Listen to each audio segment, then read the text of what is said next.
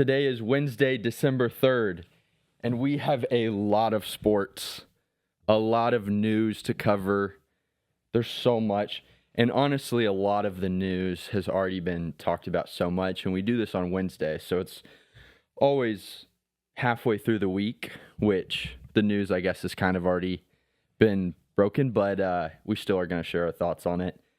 Man, let's see. We got a lot to recap.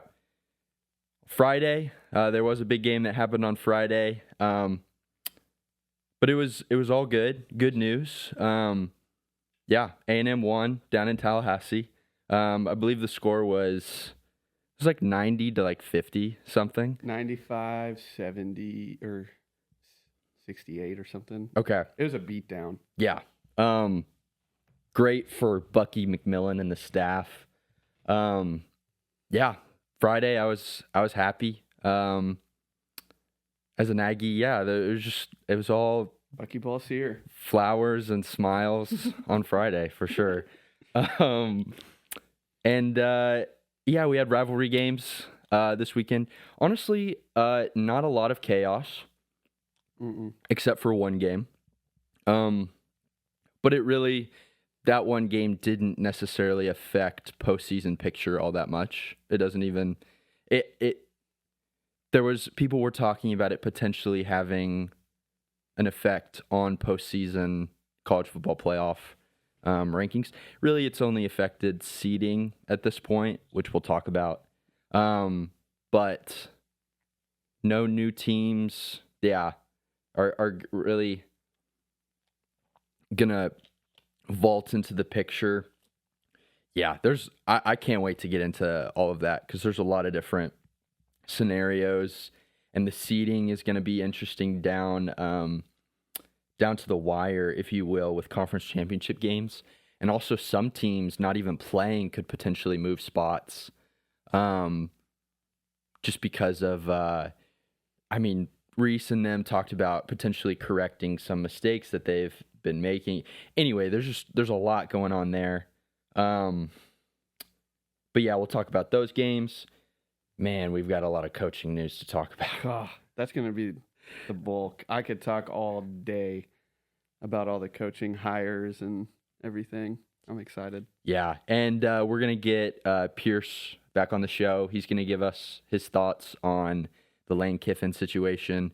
Also, he has a man on the inside when it comes to Ole Miss and how that all went down. Hopefully, we'll get some insight on Ole Miss's perspective, boots on the ground. Yeah, we'll talk about the college football playoff rankings, obviously, how they shook out, how they potentially could shake out. We'll cover some recruiting news. It is National Signing Day today. Apparently, there's something that I don't know that Zach knows. Because, again, I don't have social media. So all my news comes through the ESPN app and, like, YouTube Shorts. So I get, like, news a week later from everybody else. I'm really surprised you didn't get it on ESPN. Was it, like, big? Kinda. I looked on ESPN. I was using it this morning to write notes for today, but I didn't see. I'm shocked. I didn't see A&M's. Well, I looked at a live update of all the early signing stuff. Do you want it now, or do you want? Yeah, let's do it now. Let's do it now. The breaking news is that Chris Kleiman is retiring. Who's Chris? And Chris Kleiman? Kleiman. Okay. And Colin Klein is taking the head coaching job at Kansas State. Oh, interesting. Yeah. Wow. Yeah. And So it's not like national huge news because it's Kansas State, but I thought you'd see it on ESPN or you'd get an alert if you had A&M like favorited on your favorite team. No, I did not see that. Okay. Yeah, it was like 8:30 or 9 o'clock this morning. Wow. So is this a situation where he's leaving immediately? No. Okay, so he's staying He's finishing out this season. He's finishing out this season. The playoff, and then going to K-State. Wow. That is big news. Yeah. First of all, good for him. That's what I was about to say. Like, good for him. It's never ideal to lose your offensive coordinator. Trying to take myself out of it. Like, I'm so happy for him. I mean, Heisman finalist as a quarterback at Kansas State. Started his coaching career at Kansas State for his former coach. Worked his way up to OC. Came here. I mean, that's got to be his dream job. Yeah. And so I am happy for him. Any other place, because apparently the word is he was going to leave no matter what. USF was prepared to hire him. Wow. After losing Alex Golesh. Mm-hmm. And then late last night or early this morning, Chris, however you say it, Kleiman, announced his retirement, and Kansas State immediately called him, and he immediately left USF in the dust and said, yes, I'll be there. Wow. So I'm happy for him. Wow. Well, he was great for us because this is his second year. And it's going to be interesting to see how Elko now handles this isn't you didn't fire somebody. This is somebody leaving. So now you have to, dealing with hiring an offensive coordinator in the offseason, a new one. Man, that's going to be very interesting to talk about in post this season talk about. I'm also interested, to see if that how that's going to affect just everything, recruiting, what the offense looks like. Yeah, the timing, to be honest, is pretty nice. It being this late, signing day today. I think all of A&M's commits except for 2 have officially signed, but I think the other 2 are planning on signing. Like they're doing it at their school later in the day or something. So doesn't really change a whole lot from the high school recruiting standpoint for this season. Is KJ Ford, has he already committed to Florida? He signed with Florida. He signed with Florida. Mm-hmm. Okay, that was a flip. Which was flip watch, but he never announced a decommitment or anything. So kind of assumed at this point, this late, that he was just gonna sign with Florida. Okay, because and also it isn't. Today is early signing day, so there are still guys that will not sign today and have another until I think it's February 5th or something. To wait and weigh options and flip commitment and sign elsewhere. Because Jordan Carter, he was committed to us for a long time and then decommitted, and I believe he's the top uncommitted prospect in this year's cycle.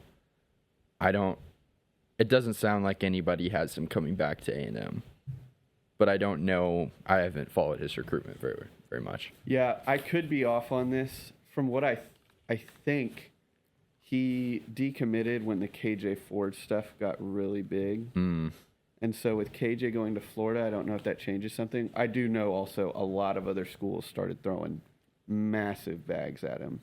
Yeah. So. And let's see. Because we have Tristan Givens, who's probably our defensive edge or defensive end. I think he's the highest ranked commit. Obviously, or Brandon Arrington, maybe. Yes. One of them. Sorry, I was just because isn't KJ Ford? Oh, you mean top D line, defensive line, specifically, yeah. And I mean the thing is there's always the portal, which. Got to get. I mean, I'm already used to it, but you were right. Actually, Tristan Givens is highest overall that we have right now on 24/7. Okay. Yeah, because when he committed, he's a 5-star. Yeah, I know. He was 4. I didn't realize that he was. I realized later that he was a 5-star, not when he committed though. And Bryce Perry Wright officially signed. Mm-hmm. Yeah. Okay, that's good. I'm gonna fact check myself really fast.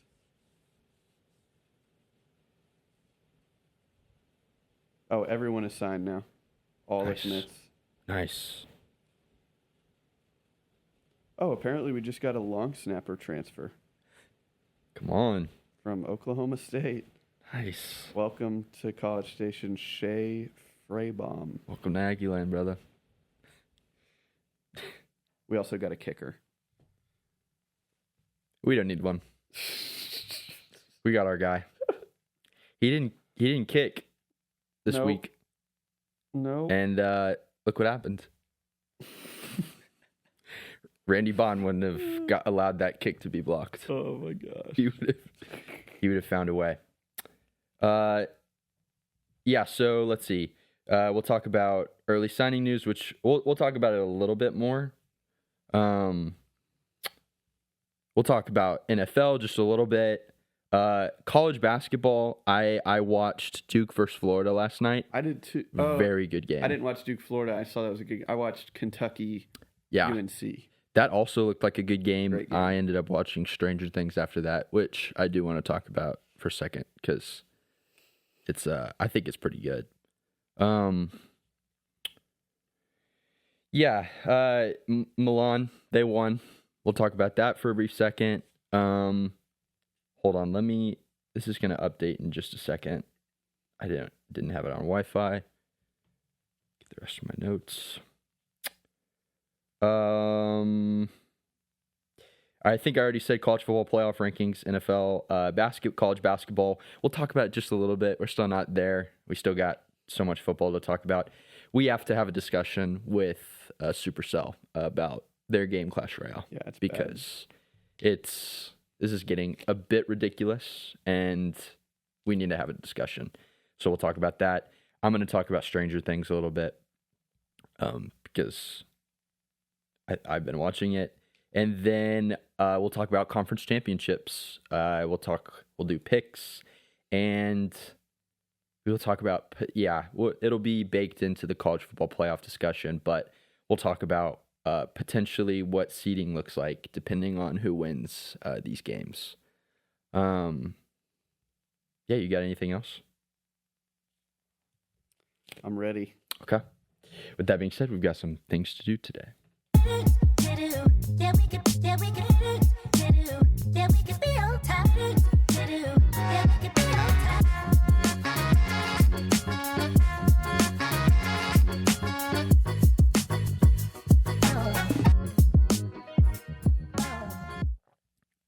All right, rivalry games. There's a couple that we should talk about, but we're going to save a lot of our talking for the coaching carousel that's happening right now. But Ole Miss at Mississippi State. Ole Miss wins handily. It was a little close there at the beginning. It was definitely chippy, but Ole Miss got it done. They are now 11-1. They are a lock for the college football playoff. But, I mean, I guess we can't talk about this game without talking about Lane Kiffin. And we'll get into that more later, but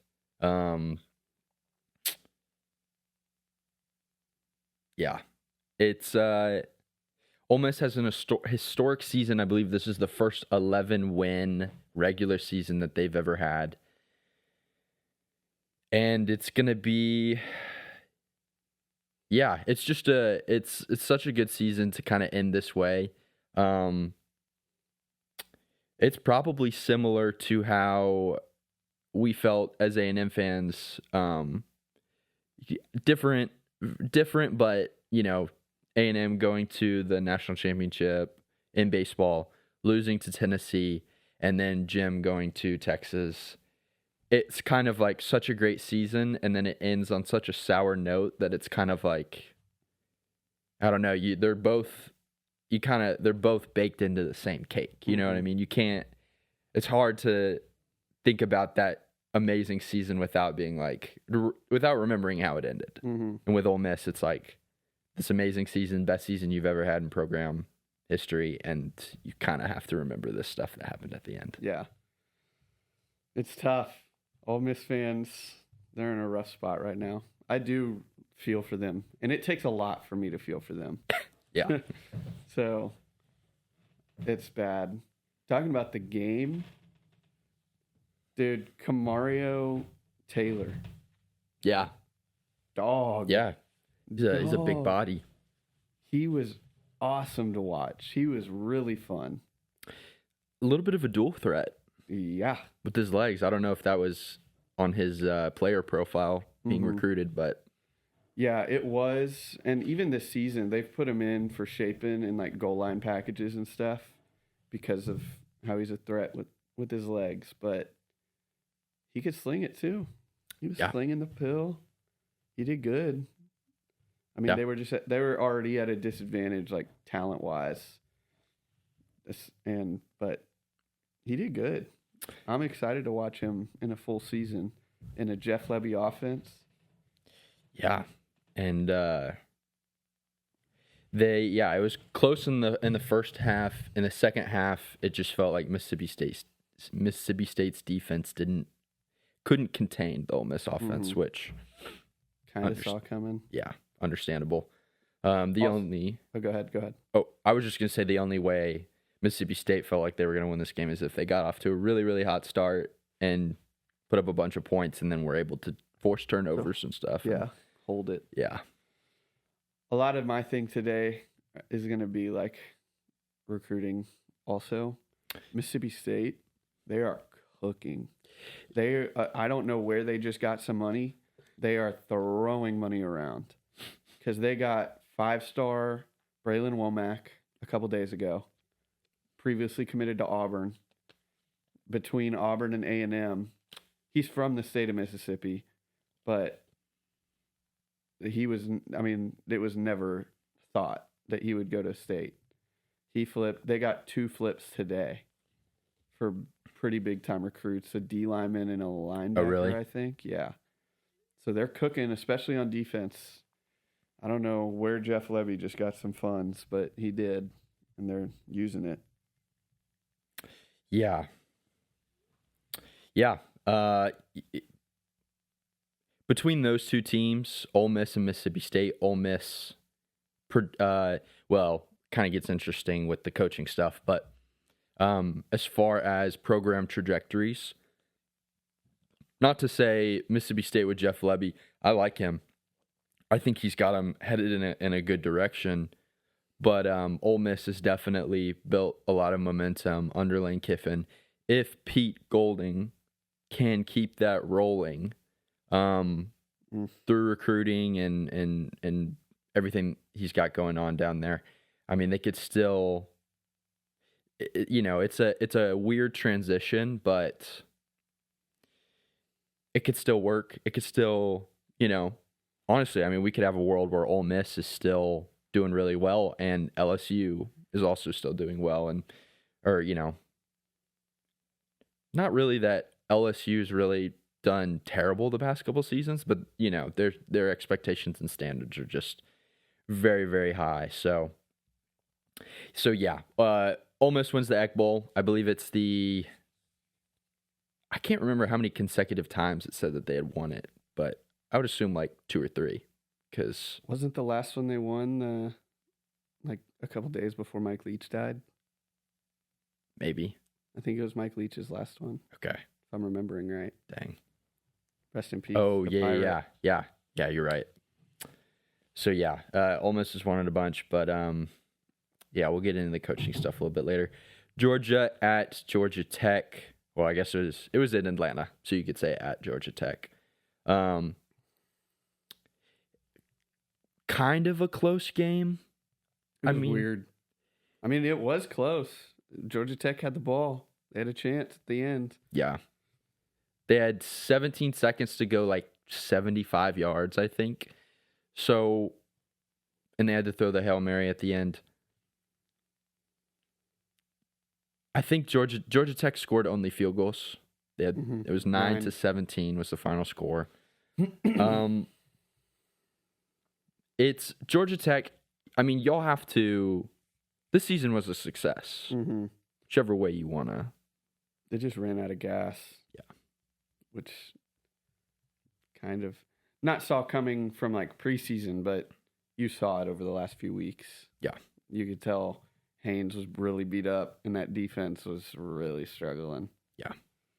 The defense ultimately, I felt like was the thing that was dragging them down, because the offense, I mean, again, Georgia's a different dog, and their defense is really good. But I mean, by the numbers, I think Georgia Tech's offense is, I know, top 10, maybe top 5 in a lot of different categories. And I know Haynes King was talked about for the Heisman at some points during the season. But yeah, their defense, I think, was ultimately the thing that against Pitt, yeah, I believe it was Pitt.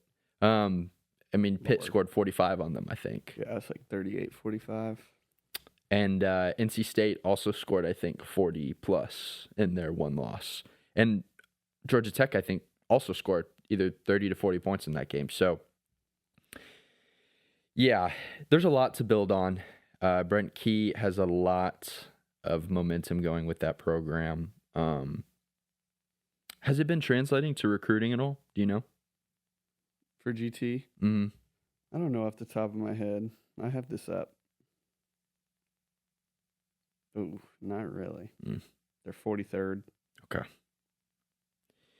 I mean, they're in Atlanta, so they have the location, to say, hey, you just stay close to home, but, they also have to compete with Georgia and then, the teams to their right and to their left, state-wise, with Alabama. And their top 2 recruits are corners.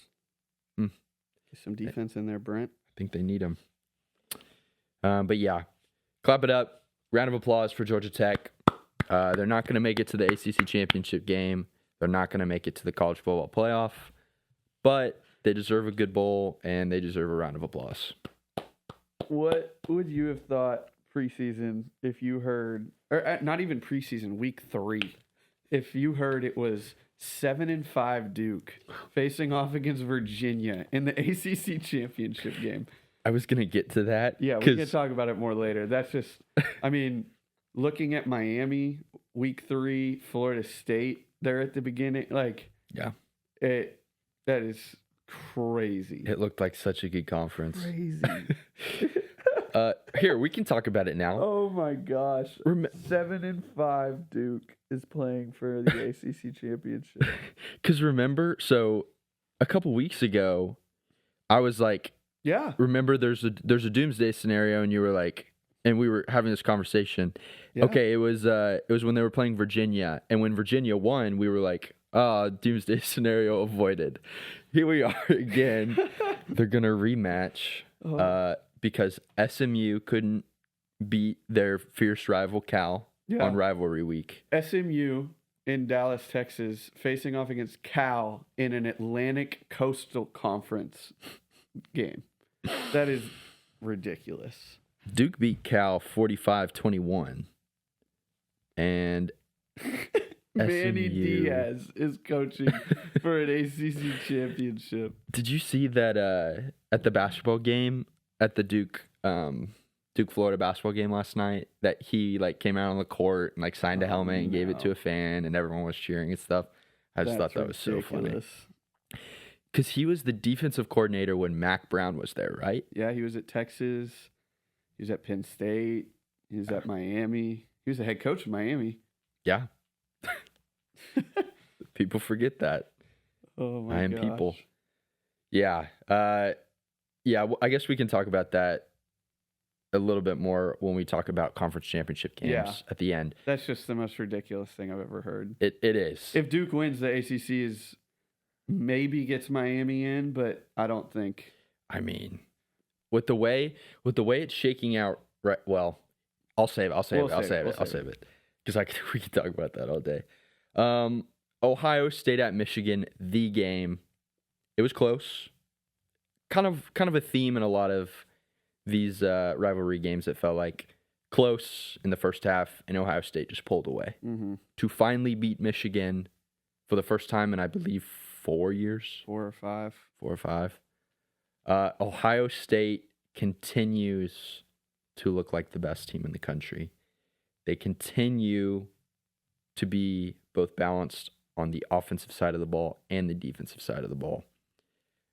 They are, so far, they look like the easily the national championship favorite. If I was a betting man, I would probably bet Ohio State. They've been dominant all season, and everyone has said that they just have played an easy schedule. But the way that they've dominated the teams that they should, and then Michigan on the road at Michigan, rivalry game, close in the first half, could have gone either way. Julian Sand throws a pick, I believe, on their first drive of the game, maybe the second. They bounce back. Carnell Tate, I think, had the big touchdown. Jeremiah Smith on 4th and 1, 4th and 2, just a slot, like a slot, maybe not slot fade, but a fade. Actually, it was he was like faking the dig route or faking the comeback, and then he bit on it hard. Did he fumble that ball? You think that was a touchback? I don't think it was a touchback. I think it would have been incomplete.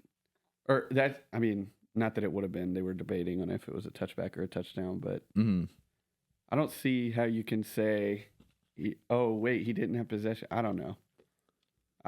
I thought it would have been an incomplete pass before it would have been a touchback, but I also don't know what I'm talking about. I'm pretty sure he caught it and ran for like 10 yards with the ball and then did that at the goal line. I thought he bobbled it so he didn't have possession right at the pylon. He caught it, I believe, at the 5, ran, got tripped, got to the goal line, and it kind of it left his arms against his chest, and then he like pinned it back against his body right as his foot hit the white line. I'm okay with them ruling it as a touchdown because it seems it would be such a technicality to be like, that's a touchdown, even though technically, yes, that would be it. But I mean, he caught the ball and was easily, he scored a touchdown. It's just, it would have been a technicality and it felt a little cheap. But I know Michigan fans, I'm sure, feel differently. And now Ohio State needed help. Yeah.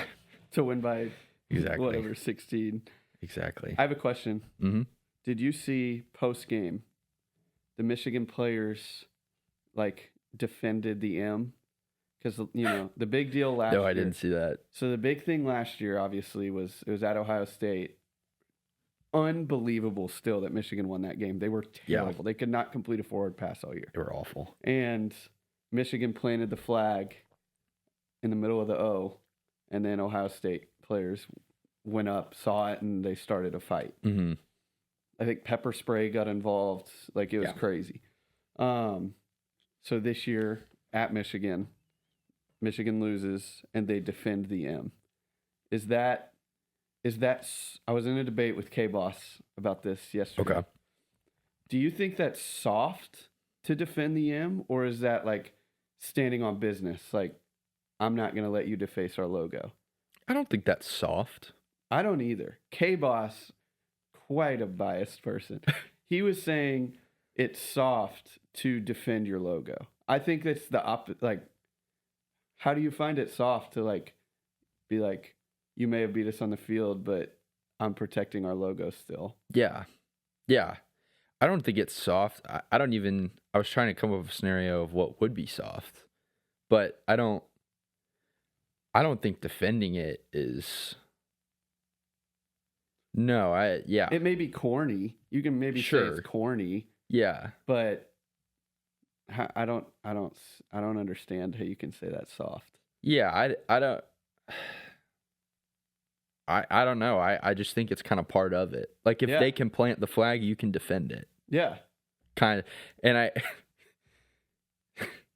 it is like, I get it. It is a little ridiculous. Yeah. But again, I mean, it's funny, the Michigan-Ohio State rivalry, I think, is so far up north, and we don't interact with any true Michigan or Ohio State fans enough to really know how, like, much those two teams really dislike each other. Because I know that they do, but I don't, like, believe it, if that makes sense. Because I'm not around Michigan or Ohio State, passionate Michigan or Ohio State fans really ever. So, yeah. But yeah, I don't think that's soft. I think that's just, it's the opposite. I think it's standing on business. I think it's tough. Yeah. I'm not just gonna bow down, let you deface my logo. I'm gonna protect this. Yeah. I don't even trying to think of where I stand on like planting the flag. Where do you stand on planting the flag? I mean, it's all right. I don't feel strongly about it. I'm not like, oh, that's so sick. But I'm not like, I'm not thinking it's terrible or like bad sportsmanship. That's just what happens. You're not going to see, I'm not the one. I think where I stand is I like the being passionate during the game. If you get an unsportsmanlike conduct penalty because you're being passionate, I mean, it's not good for your team, but you're passionate. I guess there's some leeway there. I think doing everything after the game, I think the shots on Twitter and stuff like that are not soft, wouldn't be the right way to put it, but it's just like that's what you play the game for. That's when you get your lick back. You know what I mean? Yeah. Do it in the game, not on social media and stuff like that. But yeah, no, I agree. I also think flag planting is really just an Ohio State thing.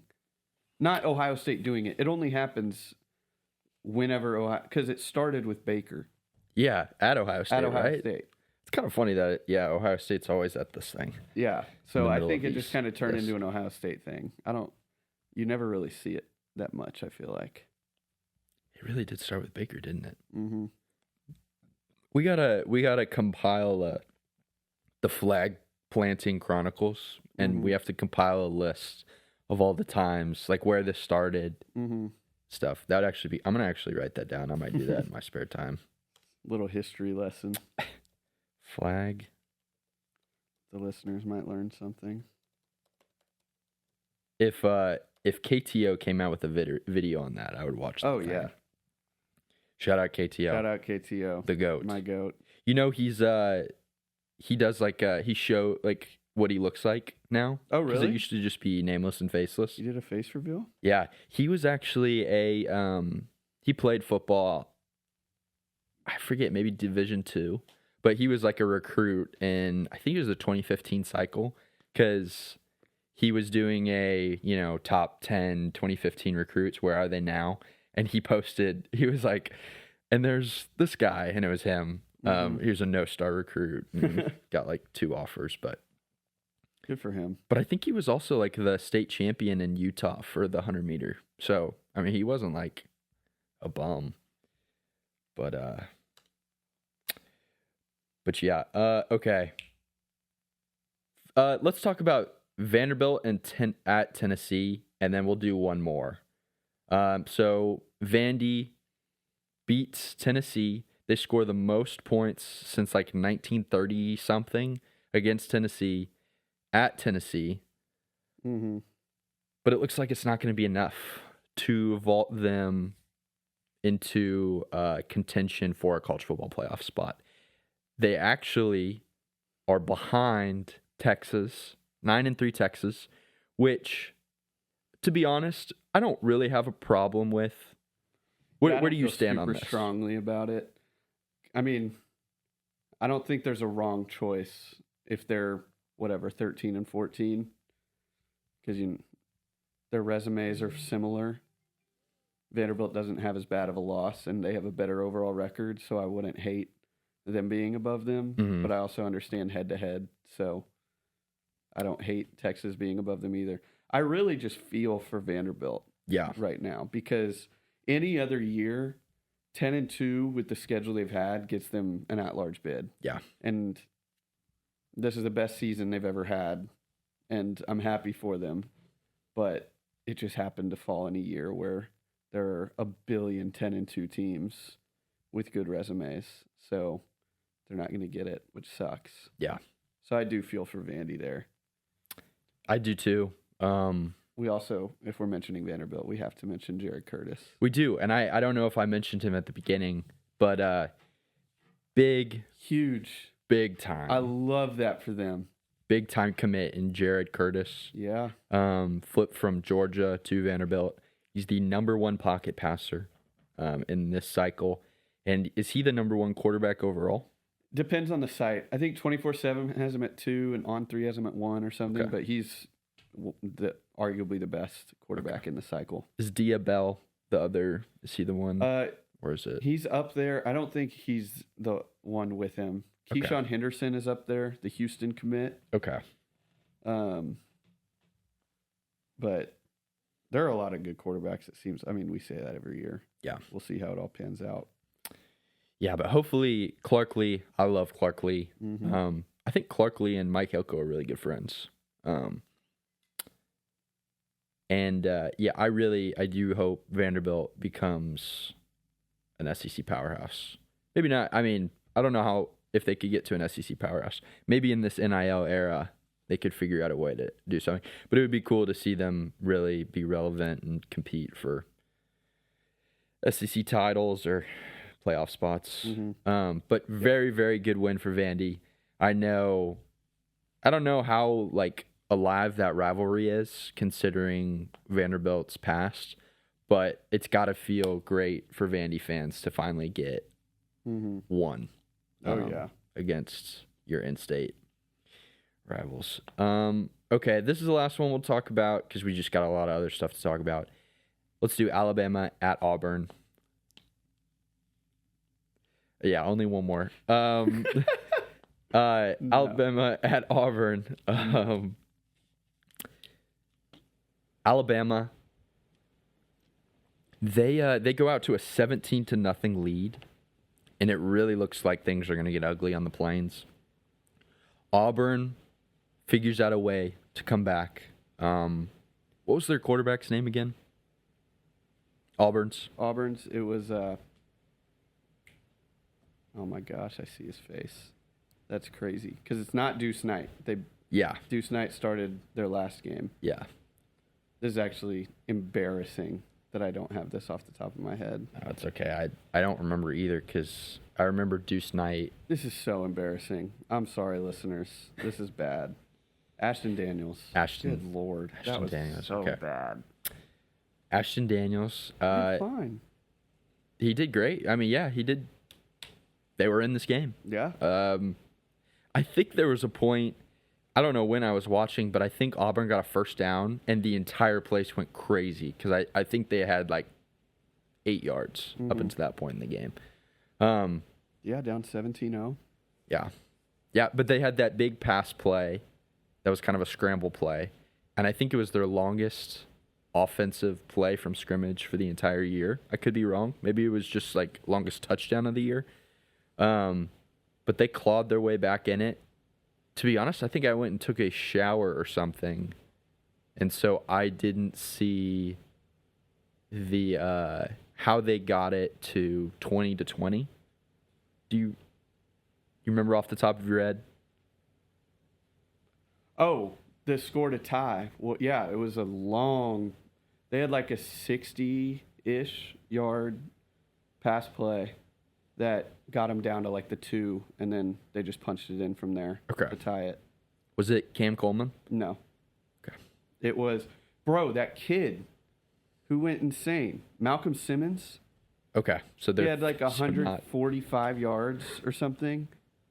Crazy. So not Singleton or Cam Coleman. No. But Singleton had a drop or two. Yeah, Singleton struggled. But he had a couple other catches, but I remember one big drop. We all know how good Cam Coleman is, but he also had a pretty pivotal drop, play. or the fumble. The fumble, in the game. The broadcast was saying that I think he has the most contested catches in the SEC. Yeah, something like that. Would not surprise me. I can't wait for him to get in the transfer portal and come to A&M. Can't wait to see you, Cam. But yes, and then Alabama, it's 20-20. Alabama drives down the field It's 4th and goal, and it's a pass play. Isaiah Horton catches the ball. They go up by 7. Auburn has to go down the field and score a touchdown, and they honestly were driving, and then Cam Coleman fumbled the ball. And the rest, that was all she wrote.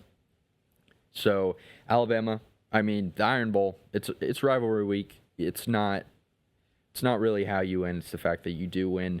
Alabama wins. They become 10-2, which was pivotal for them to get into the college football playoff or have a chance. We are going to, again, we'll talk about all of how the seeding and how the bracket looks in a little bit. But as of right now, they are in, which I think people thought that they were going to be in, right? Mm-hmm. That wasn't the contentious part. It was really if they were going to be above Notre Dame or not. Mm-hmm. So, and yeah, we'll talk. That bubble line is going to be so interesting. Yeah, because a lot of it hinges on the Big 12 championship. Mm-hmm. Yeah, and then SMU lost to Cal. We already talked about that. Do we have any other games that we want to talk about? We have to, Cole. All right. I thought you were actually going to try to get away with it for a minute. I was like, there's no way you completely skip over the game. I guess we do have to talk about it. I mean, I haven't really talked about it. I haven't really opened up about it. So that's so funny. Kind of opening up to you guys for the first time. I definitely, once the game, I mean, it was 24 hours before I even really thought about it again. Because I woke up and I heard somebody in the other room being like, what does this mean for our seating? I was like, stop talking. Stop. Not right now. Stop right now. Yeah. Why don't you go first? This is a safe space. Texas A&M goes into DKR, drops, what was the final score? 27-17? 27-17. Drops a tough one. I mean, you can't pin any game win or loss on one. I mean, maybe a win, but you can't really pin a loss on one thing. I do think Colin Klein has a Pete, however you say his name, Kwiatkowski problem, the DC at Texas. Does he? Dating back to Kansas State days. I know K-State had played them really close a couple years ago, our senior year, so 3 years ago. That sounds awful. 3 seasons ago. But yeah, I think he has a PK problem. Not pinning the whole game on him, but he hasn't been able to do much against him. There were some questionable play calls, but again, questionable play calls. I mean, if they work, yeah, you're a genius. If they don't, exactly. You say he has a problem. But they haven't worked. So people are especially pointing that third and 2, just a go route to ABR. That was just an overthrow. To be honest, that wasn't even that. A deep ball on 3rd and 2 is always going to be questionable if it doesn't work. But like the route was there. He had him. Marcel just overthrew him, which we've seen a bit. That's been Marcel's one of his biggest weaknesses is those overthrows. I'd rather have overthrows than underthrows, I guess, but still didn't get it done. I was a little disappointed in A&M's lack of establishing the run game, which I know you're missing your top running back, which obviously plays a part, but the committee's been doing fine against, Missouri has a fantastic D-line and defense overall. Established it there.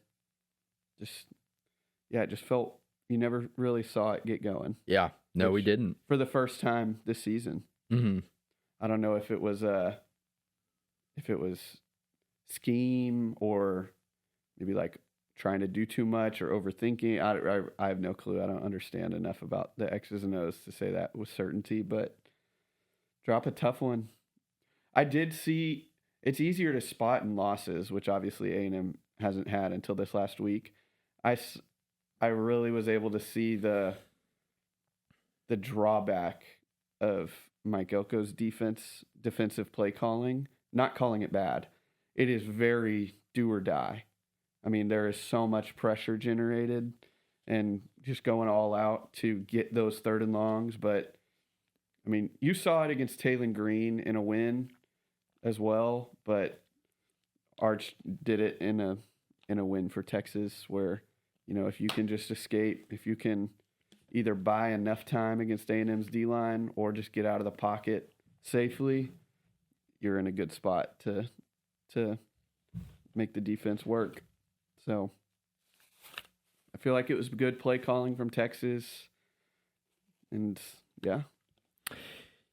Yeah, no, I 100% agree with all that. I thought probably the most pivotal part, well, before I forget, I think, so you're talking about that 3rd and 2 or whatever it was.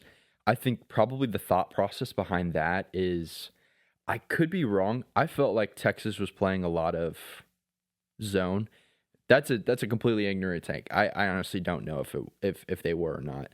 But the thing is what I do know is in a 3rd and 2, they would assume that you're going to try to run the ball, especially when you have the running backs that you do and the offensive line that you do.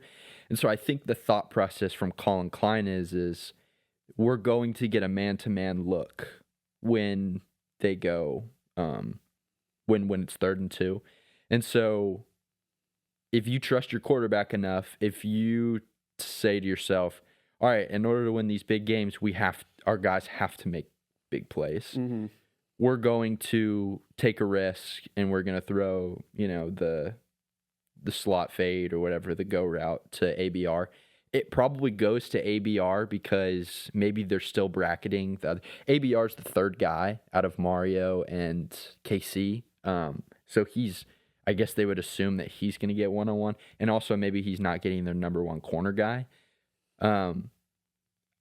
That's what I would assume the thought process is behind there. Because it's like, if you overthrow him, like, if our quarterback's not playing well, we're not going to win the game anyway. You know what I mean? It's just like, we have to take these shots, these chances. And he overthrows them, which, you know, it just happens. You just got to play the next play. I thought the most pivotal part of the game was 3rd quarter. We let them run the ball. And I say we let them run the ball. They started going, I guess it was like outside zone running plays.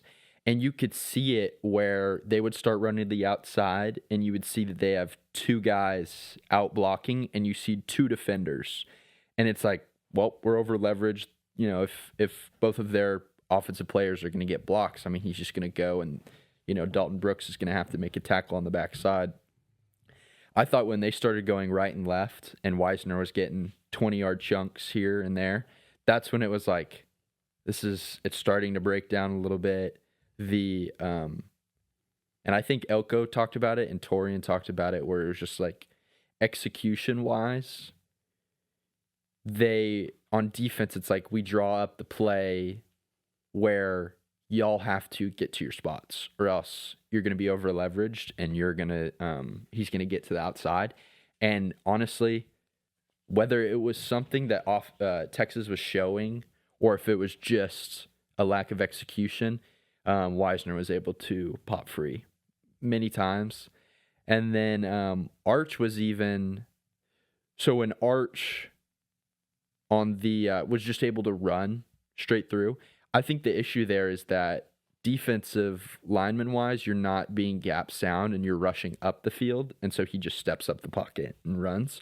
I think probably from a coaching standpoint, what you're saying is hey, Cassius, I know you want to get a sack. I know you want to go around the outside, but you need to stay. Even if you're getting blocked, you need to stay here so that if he runs in between, you're at least getting an arm on him to slow him down, which gives time for others to come up.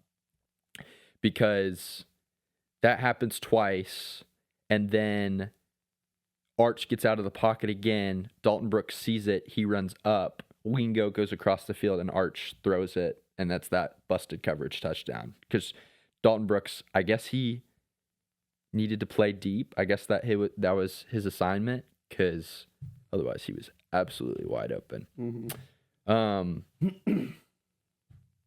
But yeah, I mean, It was honestly a really good game. It was close.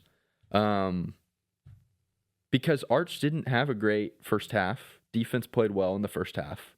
Because was it 10-3 at half? Yeah, it was 10-3 at halftime. Defense played really well. Second half, there was those or a couple ones where he stepped up and made a run. There's that busted coverage, and then you have the the QB draw where everyone just gets blocked, and he makes a run for the end zone. So, and then Marcel, he throws the interception at the end when you're driving down the field, where he just doesn't see Michael Taft. He doesn't see that he's dropping. I think they said he was a rat. I think that's I always think of the Nick Saban, his breakdown. Like, this is the rat. I don't know why he says it the way he does. Yeah. Michael Taft just drops back in coverage, and Marcel doesn't read the coverage right and gets picked off. Yeah, to be honest, the margins are so slim that I know you want to come away from the game and it be this terrible thing, but it was a really good game. Credit. I'm glad. I really do. I really am glad. I don't know how Texas fans would feel about Arch this game. Let's see what his box score was. No, they have to be happy. If they're not happy with him, that is embarrassing. The first half was abysmal. Well, his completion percentage was like 30% in the first half. So I get that, but he did what he needed to do. He went 14 for 29, 179 yards and a touchdown. Yeah, all of those completions and yards and the touchdown was in the second half. Yeah, to be honest, I think so. If you wanted to, you can't point to any one thing, but Weisner going for 155 yards. Oh yeah. I forgot to mention that. Is the story? I think is the thing yeah. I think when the margins are so thin, that's a stat that pops and says, well, that's probably a big chunk of the reason why it went the way it did. I don't know ball like that, but that was what I said last week. I said that's the path to Texas winning. If they can establish a run game, watch out. And they did. I don't know if I said it, but in my head I was like, they have not done it all year. They're not going to be able to do it this year. They proved me wrong. Shout out. I think the offensive line for Texas played really well. Oh yeah, too, in that game. They there was that one big hit at the end of the half. Arch is also just a big dude, so there were a couple times where he just kind of shed off a tackle. But trying to find some good in this, my basically like my only preseason prediction that came true. Yeah, that prophecy was fulfilled. Yeah, because I said there would be 0 undefeated SEC teams. Yeah. Oh, I thought you were talking about on your record. You were saying I picked us to lose to Texas at the beginning of the season. No, you picked us to beat Texas beginning of the season. You said 10-2 with a loss to. Did I say LSU and LSU? Oh, did I really? Yeah, because we talked about this like 2 or 3 weeks ago. I thought it was Texas and Mizzou, but one other thing that I have to say, not as much about this game. This game was just like the example I have.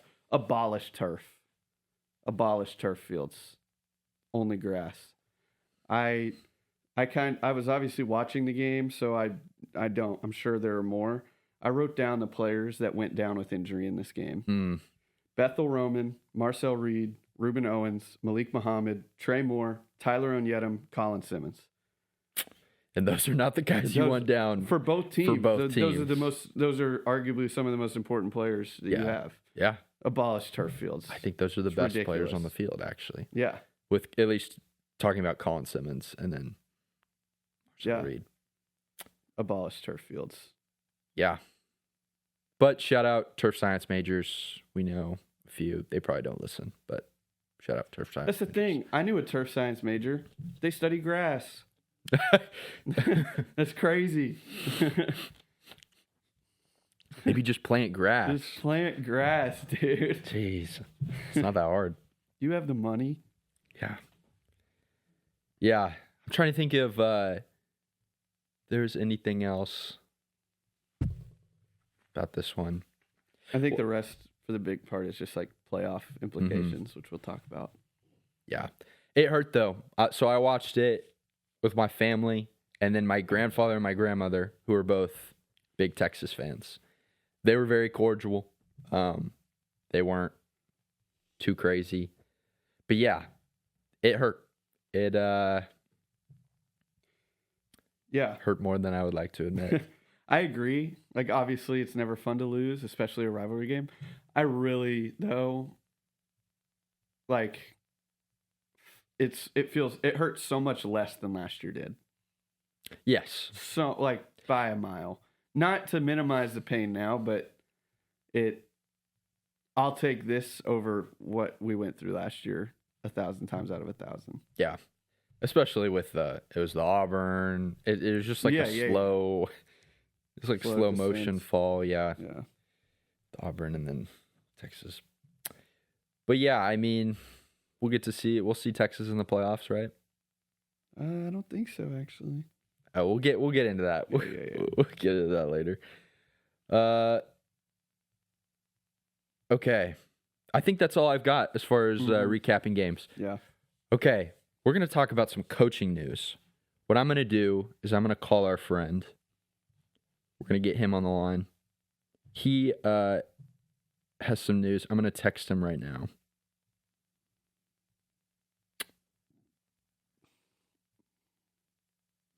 Yeah, he was saying that when we went to the A&M Ole Miss game, what was it, 2 years ago? The Caden Davis missed field goal. Yeah. 3 seasons ago.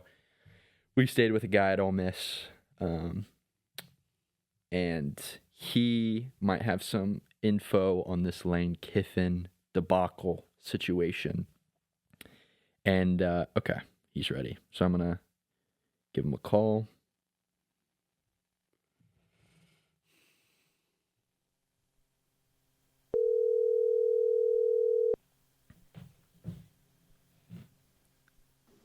Mr. Pierce?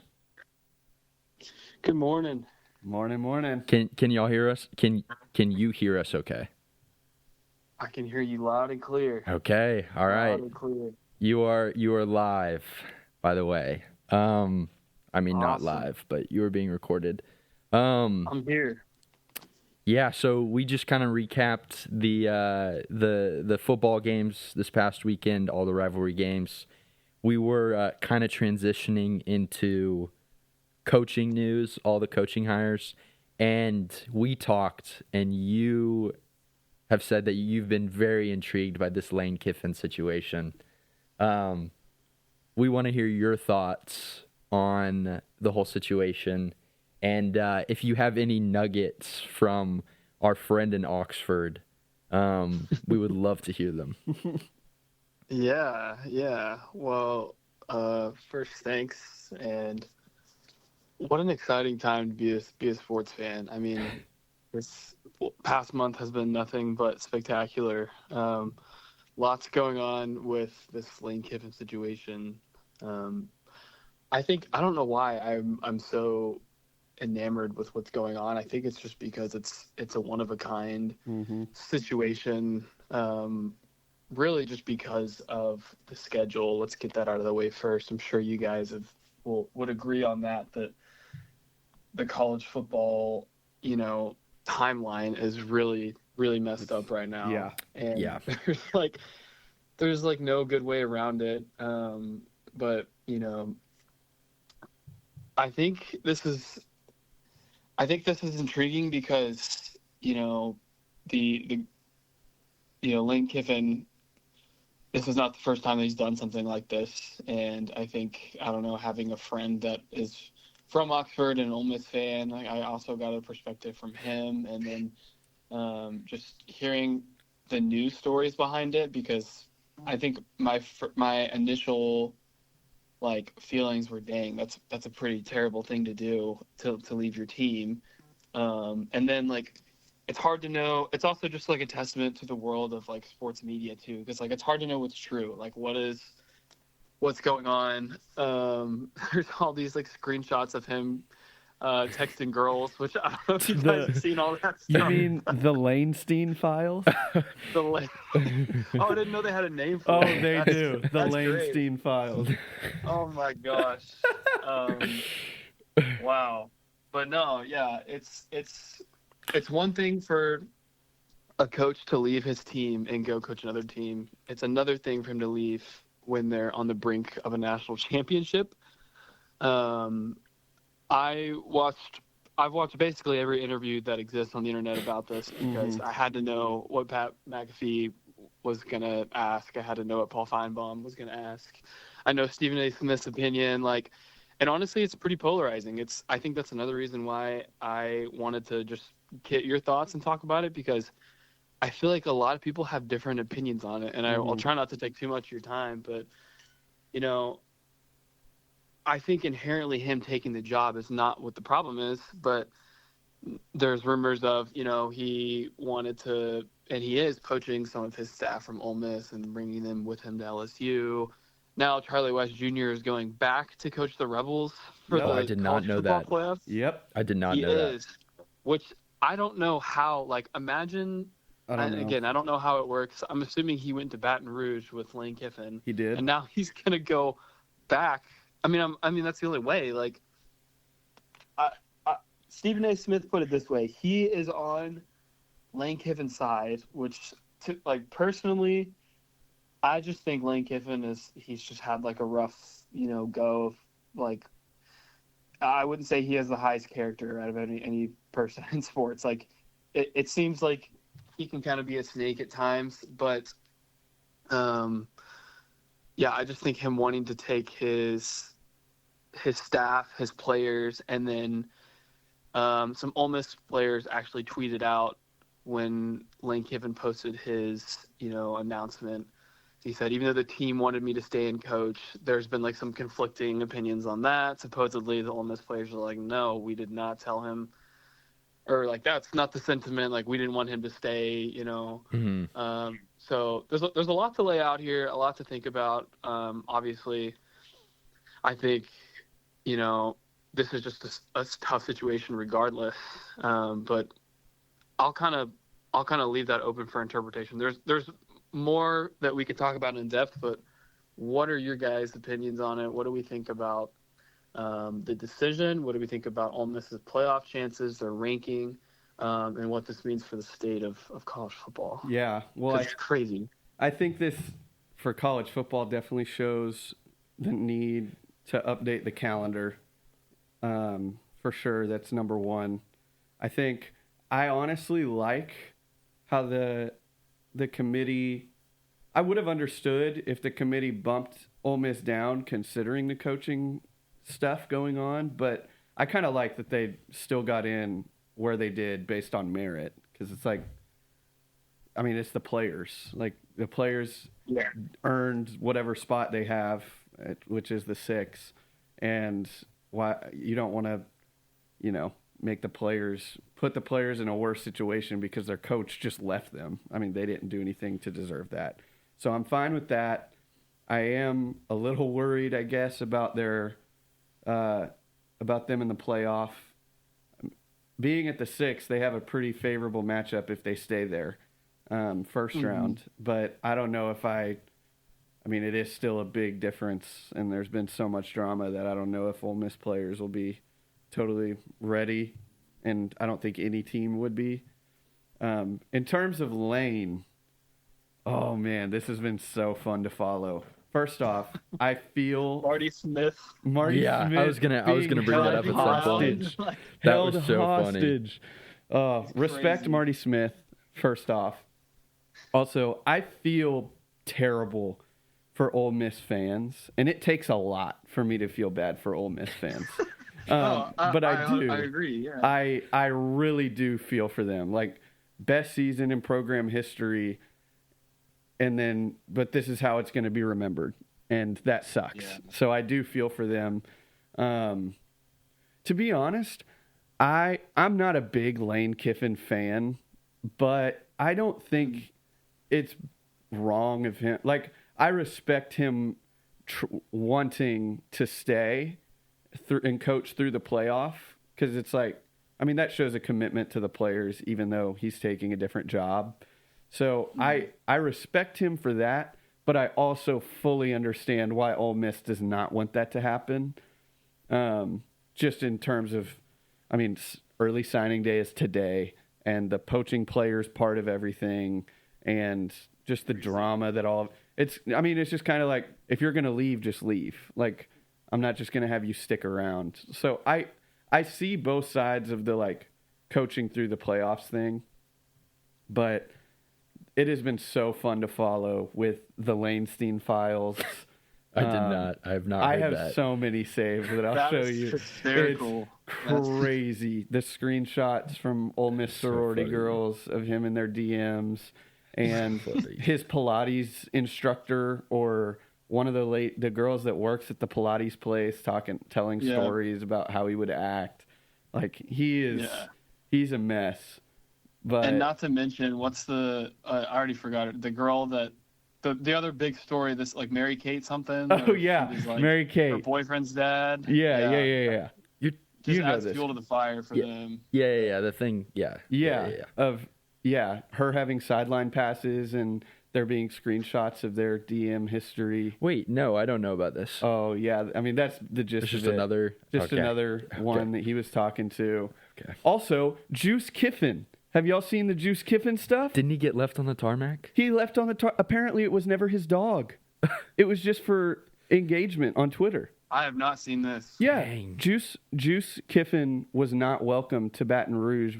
Like, the Kiffin family left him behind, and apparently it was never his dog. He was just doing it for attention. No. Isn't that crazy? The dog didn't make it So on the contract. So Juice Kiffin on the tarmac. He hasn't tweeted in a few days since before all this happened. You better stay quiet. But it has been crazy to follow. So much fun. It has. Yeah. It has. Yeah. I think one of the most intriguing things to me is that I feel bad kind of for LSU in a way.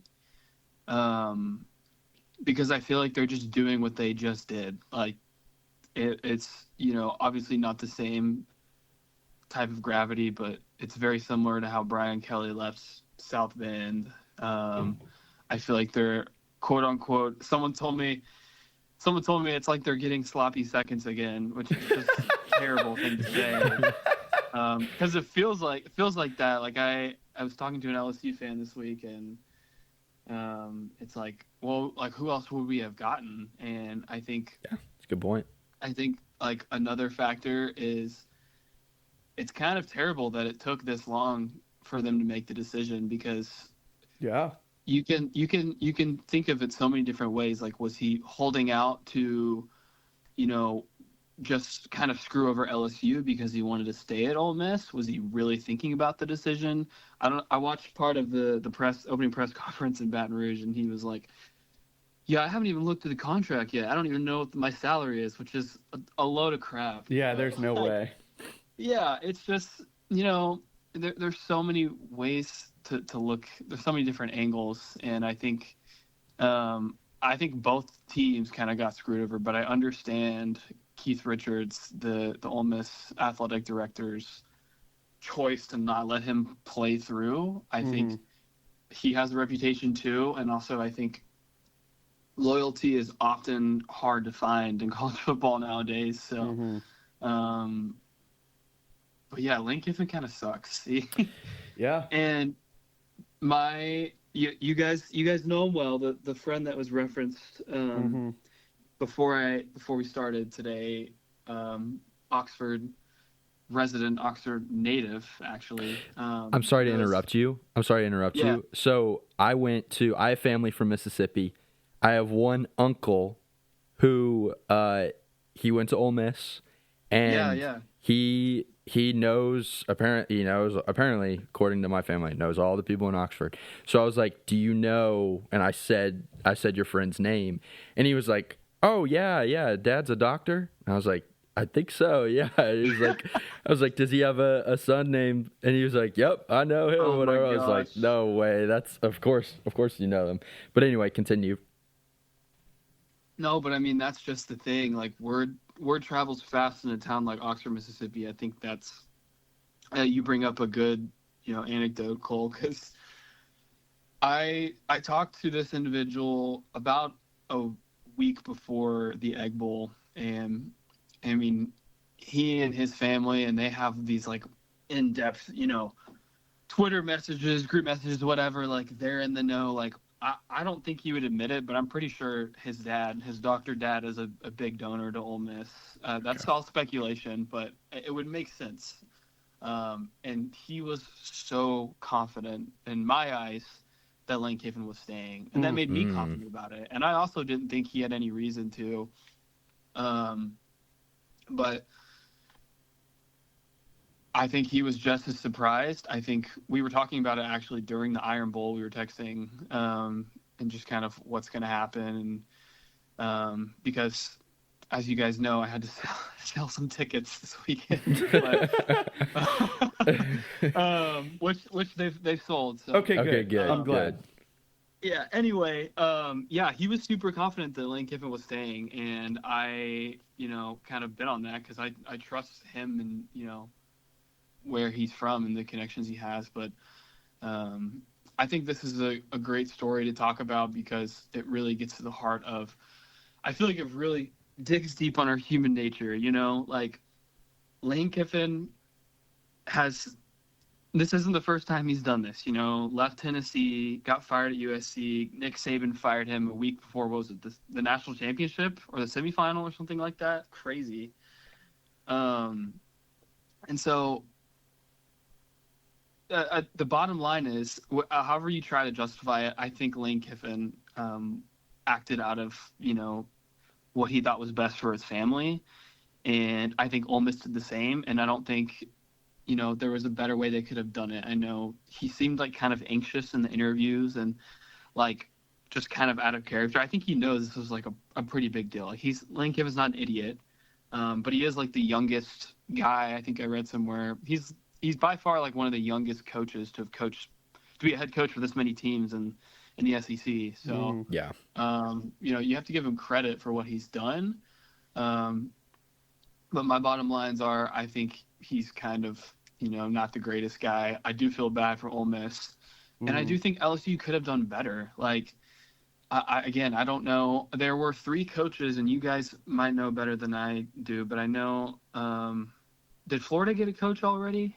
Yeah, they got John Summerall from Tulane. Summerall, yeah, that's who, yeah. But it was like Florida, Auburn, like another school that all got coaches while this was going on. And it's like, a Lane Kiffin conundrum, yes, but Nick Saban also said something that like this is a college football problem and they need to fix it. And so it's just a tough situation because there's not much you can do other than just watch it play out, but they definitely need to fix the schedule. So yeah, no, I agree with you.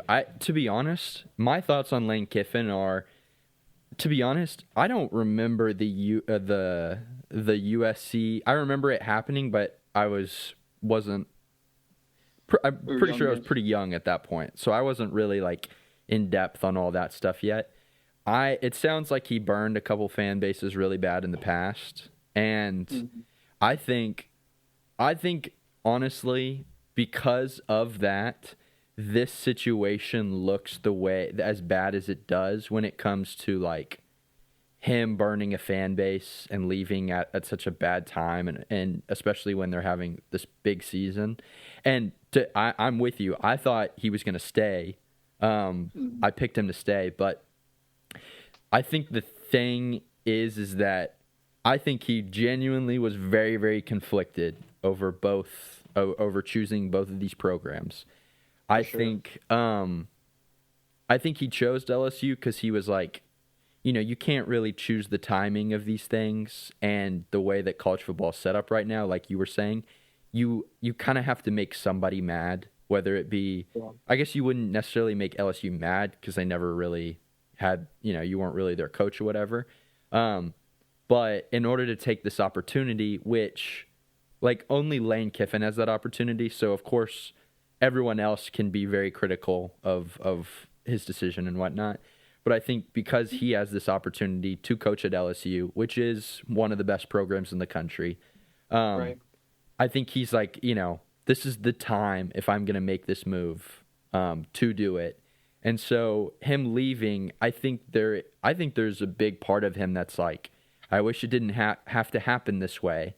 And I know that it's going to be publicized in the way, like, since I've done this in the past, I know that people are gonna want to point back to that and be like, oh, he's just doing it again. I think I want to say, I want to be optimistic. I really do think Lane is like genuinely very, very sad. And it sounded like he really wanted to coach the team.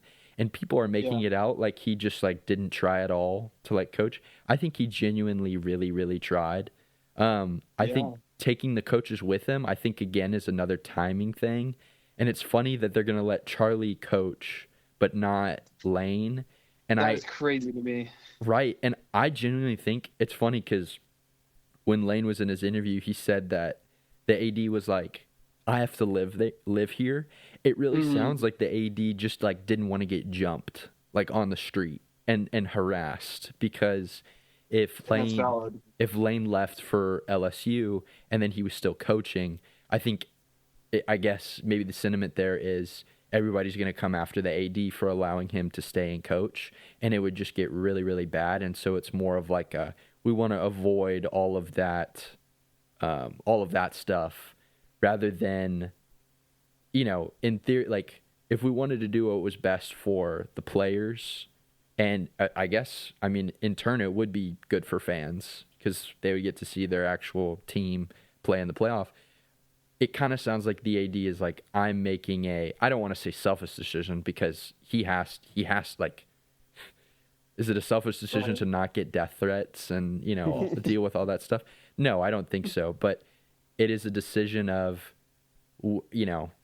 it's going to cause a lot of crap to come on me. And so we're not going to deal with that. You're going to go to LSU. I guess having the coordinators stay, there's not all that stigma attached to them. So, you don't have to deal with that stuff. But it really sounds like the AD is making a business decision for him and just the people making those decisions. But, you're right. Marty Smith having to drive through a field around fire trucks and then interview him while it looks like they're in Afghanistan is just like... It feels like it's illegal. Like, it feels like I shouldn't be watching this type of thing. Yeah, exactly. It is... Yeah. This has been one of the best college football seasons I've gotten to watch. Yeah. And maybe it's because our team is a big part of it and has a potential. Mm-hmm. But I also want to say, with the 12-team playoff, you have this drama, you have, parity, you've got... This is very exciting times. Mm-hmm. So exciting, dude. Also, this won't help. I know that this won't solve the problem for Ole Miss fans, but I hope Ole Miss fans know that they have a program that's done well. I'm not saying Pete Golding's going to be some great coach. I have no clue, but I've seen a lot of people talking trash to Ole Miss fans, being like, "You're just a stepping school, or you're just like you're a stepping stone program." And to be honest, I think when it comes to Lane Kiffin, every university in the country is a stepping stone in his mind to Alabama, because I'm just still convinced that that's all that he's after. And Bama hates him. But I think whatever, if DeBoer were to leave in 2 years and Alabama wanted Lane, I really think Lane would go. So I hope that Ole Miss fans know that it sucks that they're the ones that are suffering because of this, but I hope it's not. It is personal. I'm not trying to say it's not personal for them, but when it comes to Lane Kiffin, I think he would have burned anybody. And you've seen it before with going Tennessee to USC and everything. I think it was. Al was Davis just hated him on the business for him. Raiders. Yeah, he is polarizing, but he's just trying to get to Bama. So I do think that while yes, Ole Miss has established themselves now, and I might catch some lack for this, but I think it would not have been possible without Lane Kiffin. Yeah, I agree. Stephen A. saying, "What are you upset about? Lane Kiffin put you on the map.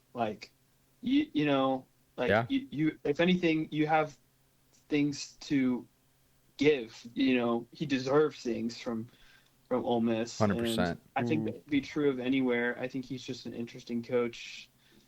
And to be honest, another thing that I had heard was that I think it's telling that he didn't leave any sooner. I think he really, to your point, Cole, yeah, it was a hard decision. Obviously, people are just going to, criticize whatever decision he does make.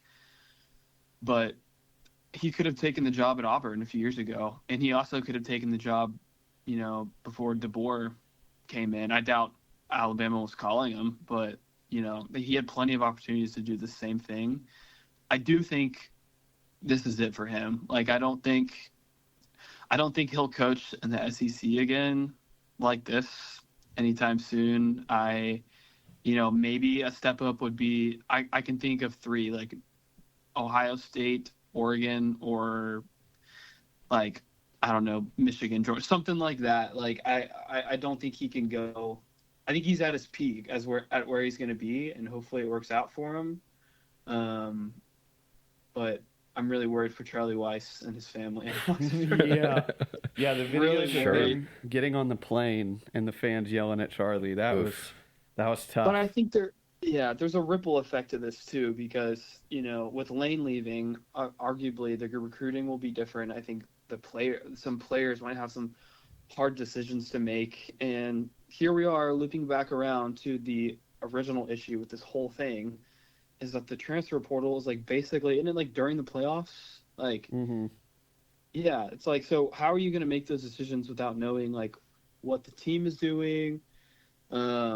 It's just a mess. And is it Lane Kiffin's fault? No. I mean, he's still responsible for his own actions, but they've got to fix that, or it's just gonna, I don't even know. I heard that literally. I heard Cornyn and Ted Cruz are gonna go meet with officials in DC and talk to the NCAA and see how they can fix it. I kid you not.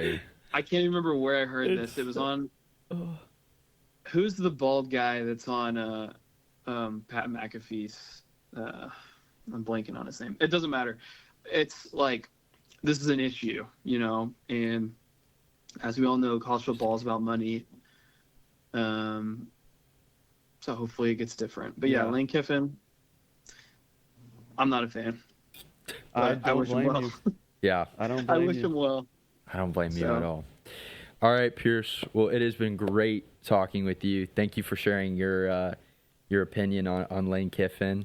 Thanks for the little bit of insight that your friend in Ole Miss brought to us today, and hopefully we have you back on here soon. Hopefully, maybe some, I don't know, depending on what happens in the college football playoff. Maybe when college basketball gets started. Maybe, March Madness, stuff like that. But we'll have you back on here soon. For sure, guys. Always a pleasure. Y'all have a great one. You too. All right. Release the Lanestein files. Release the Lanestein files, man. Oxford to the moon. All right. Take care. See you, Pierce. Okay. I'll show you after the show all the Lanestein files. Okay, yeah, They're please do. Incredible, dude. Please do. Incredible. Okay, let's take a short break, and we'll be back on the other side. Okay, we're going to run through the rest of the coaching hires. I believe I have them all written down here. So we already talked about it. Florida hires John Summerall from Tulane. What do you think? Good hire? Good hire. Summerall. I mean, he's been talked about for a couple years now. as kind of like the next up and coming coach. So he's getting his first chance. This is a little unfair to say to John Summerall, but I am surprised that Florida is going with a G5 guy, considering their last coach was Billy Napier, G5 Billy. But I still think it's a good hire. I don't think that's not to take away from it at all. Yeah. It was also crazy because it was basically a done deal, him and Auburn, and very last second it fell apart. Bad. Yeah. Bad. So, really? Bad. According to a report that I read, and so I can't confirm if it's true or not, but if the report is true, it's bad, which was just like that it was at the 1 yard line and something happened, it had something to do with like one of Auburn's biggest boosters like made some comments about like basically just like flexing how much power he had and trying to seem important, and it just was bad of him being like, yeah, like I call the shots. It's me and a select few. You better not disappoint. It's like, oh, also you have to, apparently at the beginning, it was like, yeah, you come to Auburn and you hire your own staff and you're our head coach. And it was like, okay, we can work. And they kept moving and moving. And at the very end, they're like, oh, also you have to keep DJ Durkin. He's like, well, we've been moving forward under the idea that I get to pick my own staff. I don't even know DJ Durkin. They're interesting. Like, okay. Sorry. And so that's when it really fell apart. Gotcha. So that was all drama, and we'll get to Auburn in a second. I think they still rebounded really well. Yeah. Or recovered, not rebounded. Yeah, I agree. Recovered really well. But I 100% agree. Arkansas hires Ryan Silverfield. Fans are not happy. Fans are not happy, and I don't know why. They protested. They had a protest outside of the stadium. Do you know why this is a bad hire? Why they hate it? I think it's more because of how much time they had. And at the beginning, there were hopes of like James Franklin, because it was really just Arkansas and VT for James Franklin. And I feel like Arkansas fans should have seen it coming, not with Ryan Silverfield specifically, but like the AD has never been like, we're conducting a search and we're prepared to invest in this It was from the Lane beginning. Kiffin. Yeah. He was like, yeah, we're not a football school. We're not going to break the bank. We have to be fiscally responsible. So Golesh would have been awesome, and it looked like Golesh was going there for a minute, and obviously didn't happen. But I have to say, I don't know if I would be like over the moon if I was an Arkansas fan. They've responded real negatively, but he's done good his first couple of days with recruiting. They've gotten a couple 4-stars. Yeah, Yeah. There's just, I feel like, a reality to accept, and it sucks. And Arkansas shouldn't have to accept this reality, but their athletic department has made it a reality of like they're not investing in football. And so you can only get so far kind of basketball with it while refusing to put in too much. So I don't think it's a bad hire, but I understand. I don't think it's like, oh, this is amazing. Yeah. I just haven't been given a reason why it's a bad hire, but I've heard from Arkansas fans of like, this is terrible. I texted an Arkansas, our boss, Arkansas guy. After it was announced, I just said 1 to 10, how are you feeling? He immediately responded, -1,000. Horrific. Yeah, and maybe that's just the psyche of an Arkansas vote. Like you're just expecting the worst, and maybe it wouldn't hurt if you tempered expectations. Yeah, there's hope. There's potential for hope down there up there in Arkansas, in Fayetteville. But yeah, a lot of money I think goes to basketball and baseball, and football. Yeah. It's just not as much. Penn State still looking for a coach. Can we close with Penn State? Okay. Because I have a lot there. Okay. Pat Fitzgerald, old Northwestern guy. I remember him. Gets hired at Michigan State. Great. Good job, Michigan State. Here's a question for you. Mm-hmm. I know there's still he still has to prove himself at Michigan State. This is a bunch of former players and coaches are like, home run. This is amazing. Is he the best coach in the state of Michigan? Because there's Sharon Moore, and then there's whoever the Central Michigan head coach is, and Western Michigan. I think he's the best coach in the state of Michigan. He could be. I mean, he's like all-time Northwestern head coach, right? I think he was there for a long time.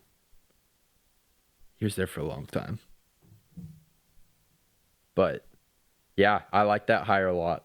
He's been around the biz a long time. Now, where was he before? He hasn't been coaching? No. So he's going to have to... he was at Northwestern from 2006 to 2023. Yeah. Okay, so it was because of a hazing scandal that he got fired. Oh, yeah. That's a good hire by Michigan State. Yeah. Because, those things, it's usually not the coach's fault. It's usually other things, and then they get blamed, so he got fired. Yeah, I like that hire by Michigan State. And he does, I guess, have a little understanding of the transfer portal. He's going to have to get acclimated real quick because it's a little bit different. Every year it's just gotten more and more, and especially with rev share. But I'm sure he's been, keeping up with it. Okay. Oh, did you have something else? This is just surprising to me. He started coaching in 2006. Guess how old he is right now? At Northwestern, he started coaching in 2006. I mean, I'm going to guess like 47. 51. Okay. But I thought he was older than that, to be honest. He was there a long forever. time, yeah. But he took over after he was an assistant coach, and the head coach of Northwestern just up and died one day.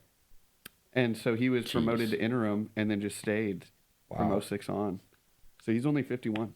Yeah. He was there for that. That's when I think of Northwestern, his face pops into my mind.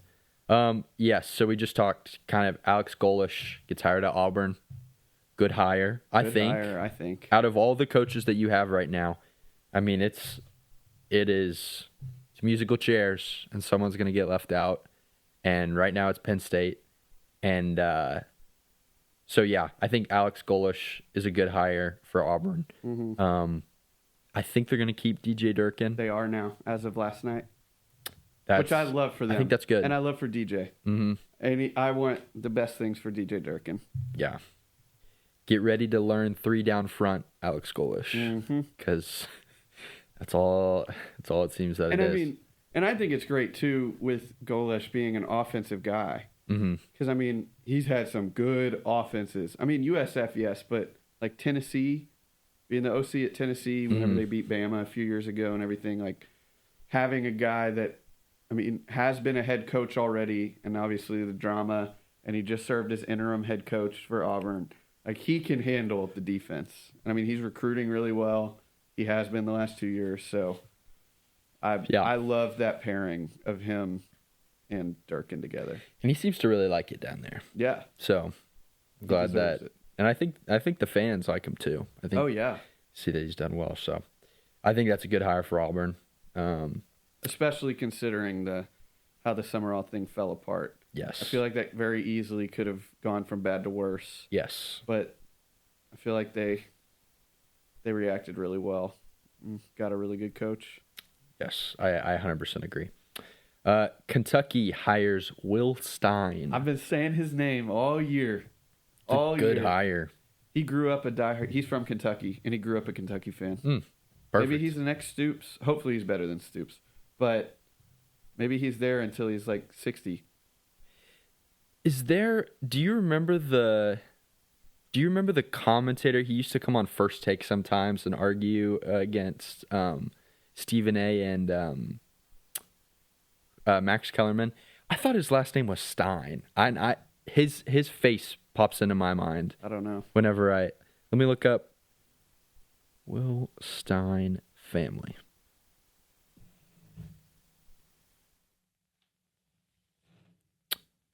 Oh no, this guy looks nothing like who I was thinking of. Never mind. Good for Will Stein. He gets a head coaching job, and it's at a SEC school, which Kentucky, probably on the lower end of SEC teams, but, they still invest. They have to invest a good amount of money. And also the conference brings in a good amount of revenue for the school through media deals and stuff like that. So you're going to have a decent budget. And Mark Stoops, on the flip side, Mark Stoops fired. Yep. A&M offensive coordinator, Mark Stoops. Shut up. 2 years being removed from him potentially being the head coach, he becomes the OC under Mike Elko. That would suck. That would be. Now, people aren't talking about it, but you think Nick Saban would potentially want to be the OC at A&M? You never know. No, I guess he's not really an offensive coach anyway, so that wouldn't work. But yeah, good hire for Kentucky. Mm-hmm. He's still going to coach for Oregon in the playoffs, is what you were telling me, so that's good. And I'm fine. I'm fine with that for coordinators. For sure. Especially at this point, like with signing day happening today already, it's not like you need to get there and lock in and meet with recruits. Like now you have 2 more months to work on some guys getting some flips. But I think coordinators, it's understandable. Yeah, because they have a scheme and they're gonna come in and they're gonna implement it. But the head, they're not running the show. Yeah, like a head coach. And especially because like poaching isn't as big of a thing for because we'll talk about Brian Hartline too. He's going to USF. Okay. Facing Golesh. You're not gonna poach Ohio State players to go to USF, and you're not going to poach Oregon players to go to Kentucky. Right. So I understand why the staff and the department would be fine with that, and I think it's right. Yeah.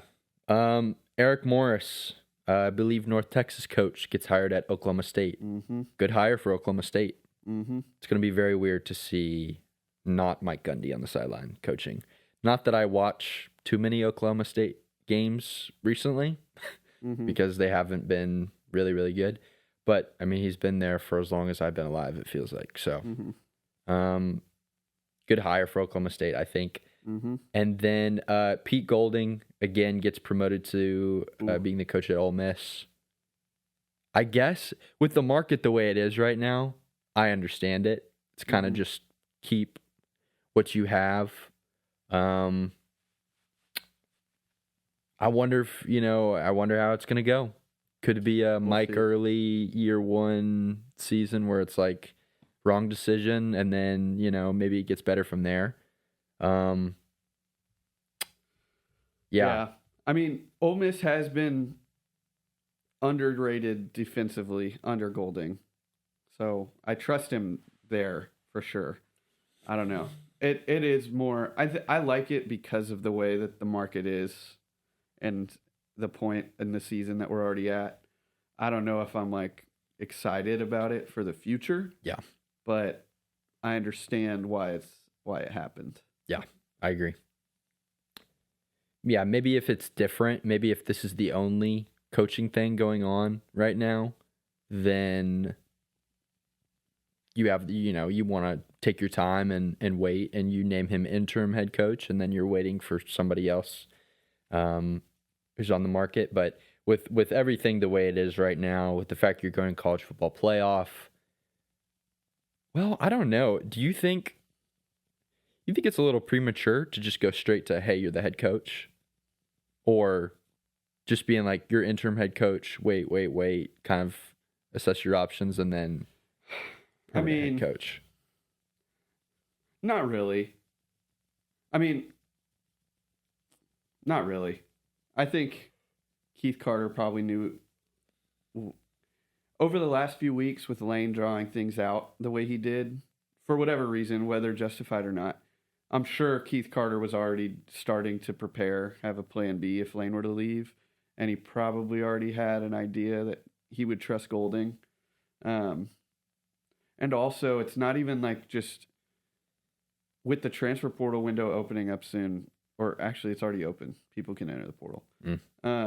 It's probably not just trying to salvage this season, is probably trying to salvage the roster for the portal opening. That's a good point. Yeah, So, because if they don't know who that coach is, then and if recruits come today don't know who the coach is, yeah, I guess you do have a point.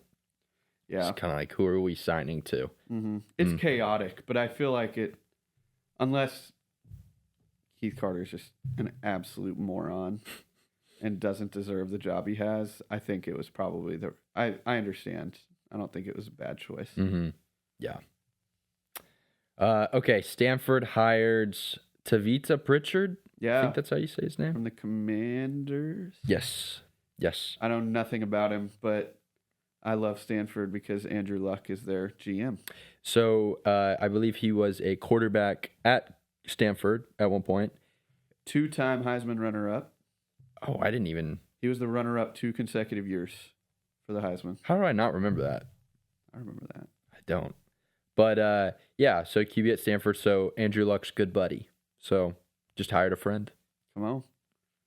We'll see how it pans out. Yeah. I hope it works for Stanford. And then the last one that I have on my list, besides Colin Klein being hired to Kansas State, is Colorado State hires Jim Mora. Love it. I mentioned Jim Mora a few weeks ago. Yeah. Did you hear Nick Saban's thing on funny. it? I don't know why he would do that. I don't know why he would do that. That was, first of all, that was rude. We do have Colorado State fans who listen. Yeah. Don't just, we'll bleep that part out. But Jim, great. Yeah, great. Fort Collins. Who wouldn't want to live in Fort Collins? Have you ever been up there? No.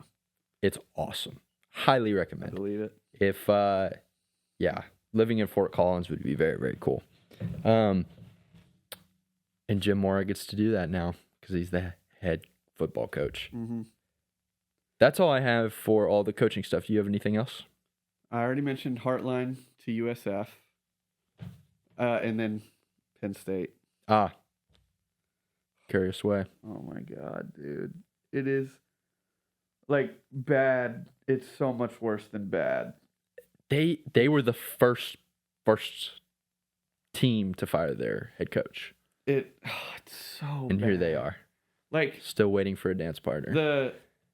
The firing of James Franklin was already questionable, right? Yeah. But I feel like not that I would have done it, but that it was understandable to do it. If they were to do it, they did it at the right time.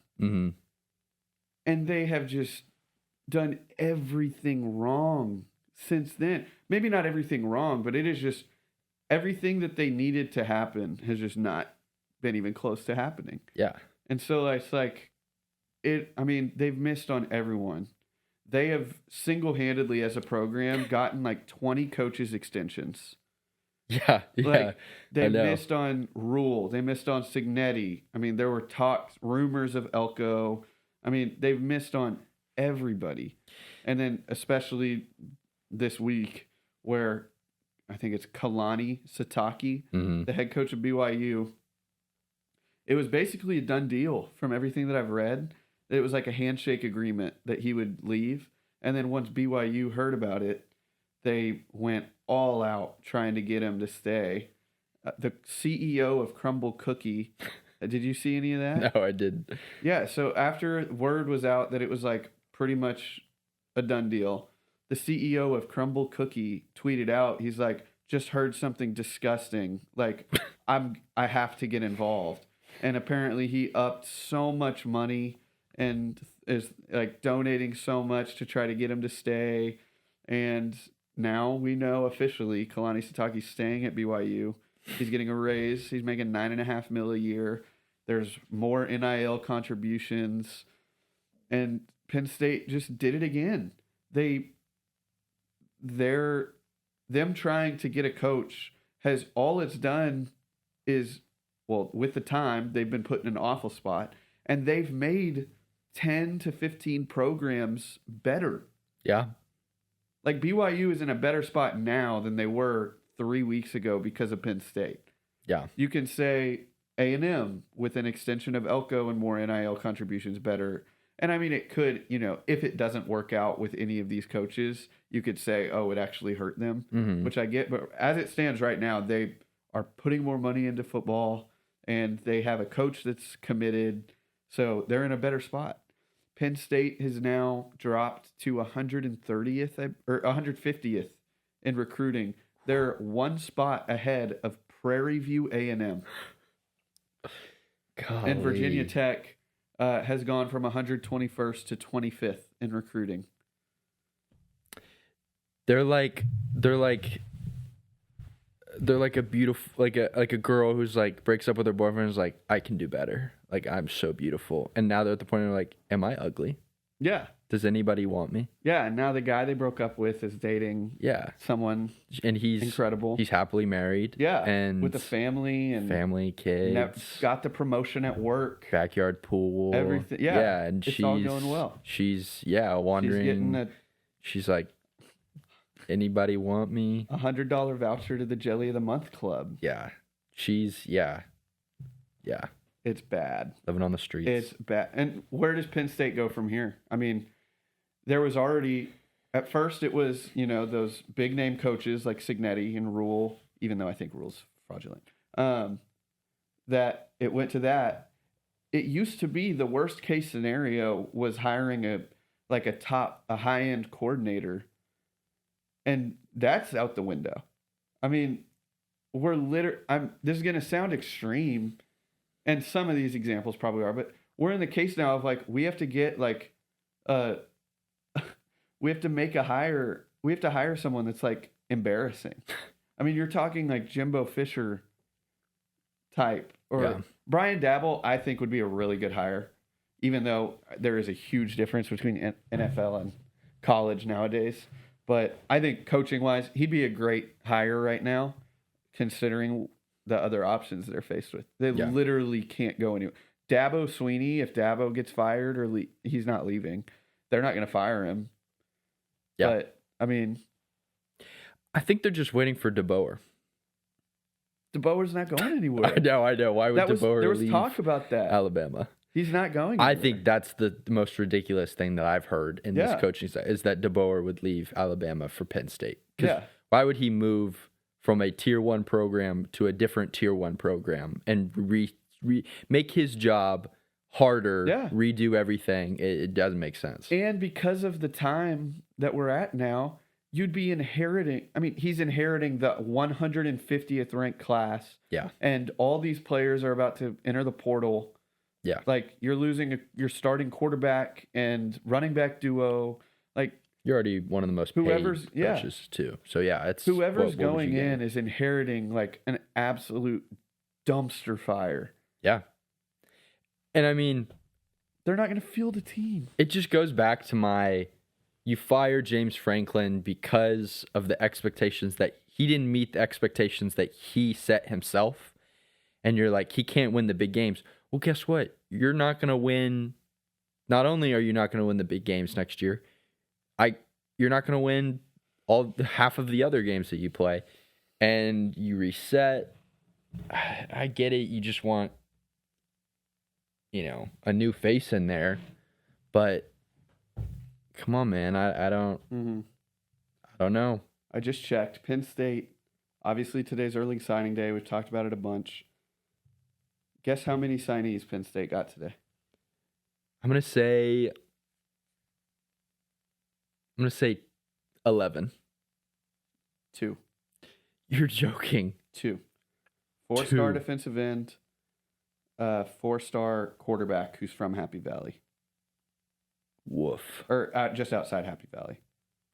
Woof. 2 signees. That's terrible. That's awful. I mean, at this point, you really have to, I think, just take your losses and try again next year. Like, their interim coach might leave to go be an assistant with James Franklin. He's always been with James Franklin. That, like, you can't even promote from within because they're all probably going to end up at VT. You get some student worker. Do a player coach. D2. Yeah, I mean... Get the best D2 head coach. Yeah, Mary Hardin-Baylor. Yeah, North Dakota State. Yeah. Well, I guess maybe they're D1 now, but... Yeah, I don't know. Montana State. Their coach isn't at Oregon State anymore. Yeah. I mean, literally, like, I'm not even kidding. That's what we're talking about now. If it's not an already, like, blackballed coach like Jimbo, it's going to, or Brian Dable, which, again, I think would be a good hire. But no one would take it anymore. You literally have to hire someone that's like, this is the best I'll ever get, even with it being such a bad situation. I'll probably not survive max 2 years. I'm going to take it and just have fun. And try my best. Yeah. Like, it is so bad for Penn State. And I think if you get Brian Dable, it's okay. I think, you reset with him. But if you don't, I'm so interested to see how that all plays out. Okay. Let's go to the college football playoff rankings because we still got some stuff to do. We're already at an hour and 50. College football playoff rankings. I'm gonna read them out. I am going to read out. I'm gonna stop at 15. So, number 15, Utah. Number 14, Vanderbilt. Number 13, Texas. Remember, Texas 9-3, Vanderbilt 10-2. But Texas has the head-to-head over Vanderbilt. I'm okay with that. Miami 12. BYU 11, Notre Dame 10. Remember, Miami beat Notre Dame earlier in the season. Alabama 9, Oklahoma 8, Texas A&M falls to 7 after losing to Texas. Ole Miss 6. They did not get penalized. I guess you could say. I think it would have been factored in about Lane leaving if A&M was over Ole Miss. Well, I think we'll talk about it in a second. Mm-hmm. Ole Miss 6, Oregon 5, Texas Tech 4. They move up into they get a bye. Georgia number 3, and then what it's been all season, Indiana number 2, Ohio State number 1. Okay, interesting talking points that a lot of people have been talking about. It's really the interesting part is really 9 through, I guess you could say 14. But really like 9 through 12. Because 9 is Alabama, 10 is Notre Dame, 11 is BYU, 12 is Miami. Now, I believe in last week's rankings, Notre Dame was above Alabama, correct? Mm-hmm. Okay, so they flipped it, even though Alabama beat Auburn in the Iron Bowl by 7 points. Notre Dame, I believe, smoked Pitt. No, who'd they play? Was it Pitt? No. They played Pitt, and it was college game day. Syracuse. Illinois. No, Syracuse. They smoked Syracuse earlier by like 70. It was orange. It was Syracuse. I was in Vegas. Stanford. Oh, this last week. This past What week. was 2 weeks ago? They smoked Syracuse on the 22nd. Okay, yeah, that's what I was thinking of. Because I was watching in Vegas. Okay. Whenever they had like 49 in the first half or something. Yes. Yeah. It was 70-7. Yeah. They smoked Stanford 49-20. So they switched it, and I honestly didn't listen to Hunter Yurachek's answer. I turn it off whenever I see his face. Okay. I didn't listen to his answer as to why they switched the two, but a lot of people are saying it's just because they should have had it like this in the first place. But again, remember the way the college football playoff rankings work is that really the 11 and 12 slot are going to be for conference champions because we're already going to have the SEC, Big 12, and Big 10 champion be in an at-large bid. So that means that there are 2 other slots that are going to fall to the highest ranked conference champions. And those conference champions are probably not going to be ranked in the top 12 just off of merit. So the cut line then turns into you have to be in the top 10 because the 11 and 12 slot are going to be for those conference champions. So that means that Notre Dame is on this cut line at 10. BYU is first out. Miami is second out. The contentious part is, again, Miami beat Notre Dame earlier in the season. They have the same record. So all the committee is saying is that these two teams are not in a comparative pool, which I guess just means they aren't right next to each other in the rankings. And that since BYU is separating them, Notre Dame is still above Miami. Even though they have the same record, they're saying that they're not in the same comparative pool, and Miami having lost to, I believe, 2 unranked teams. Oh, no, they lost to SMU, who's ranked. SMU isn't technically ranked anymore in the top 25. Rightfully so. Yeah, rightfully so. You can't lose to Cal and not get away with it. So, also very, very interesting note. Out of those 3 teams, BYU is the only team that's going to play this conference championship week. So, what I would assume is if BYU beats Texas Tech, who's their only loss on their schedule, BYU is going to jump to 10. Notre Dame is going to fall and not make the playoff. If BYU loses their conference championship, do you think Miami just hops up to 10? Like, you think there's any way? First off, I haven't thought this out. I may regret saying this. I think BYU should be in no matter what. They're 11-1. Their only loss is on the road to the number 4 team in the country. Yeah. Like, I think it's ridiculous that they're not in right now. I don't know. My way of thinking is, first off, I think Miami should be over Notre Dame, considering their strength of schedule and strength of record are practically equal. Miami has better wins, even though, they're still not like amazing. Like, they're better wins, including a head-to-head. Yeah. It's crazy to me. Including the one where they played each other. Yeah. But like, they have the same record, and I do agree. Like, Notre Dame eye test looks better right now. How in the world are we going off eye test with 2 practically on paper statistically identical teams where one already beat the other? Yeah.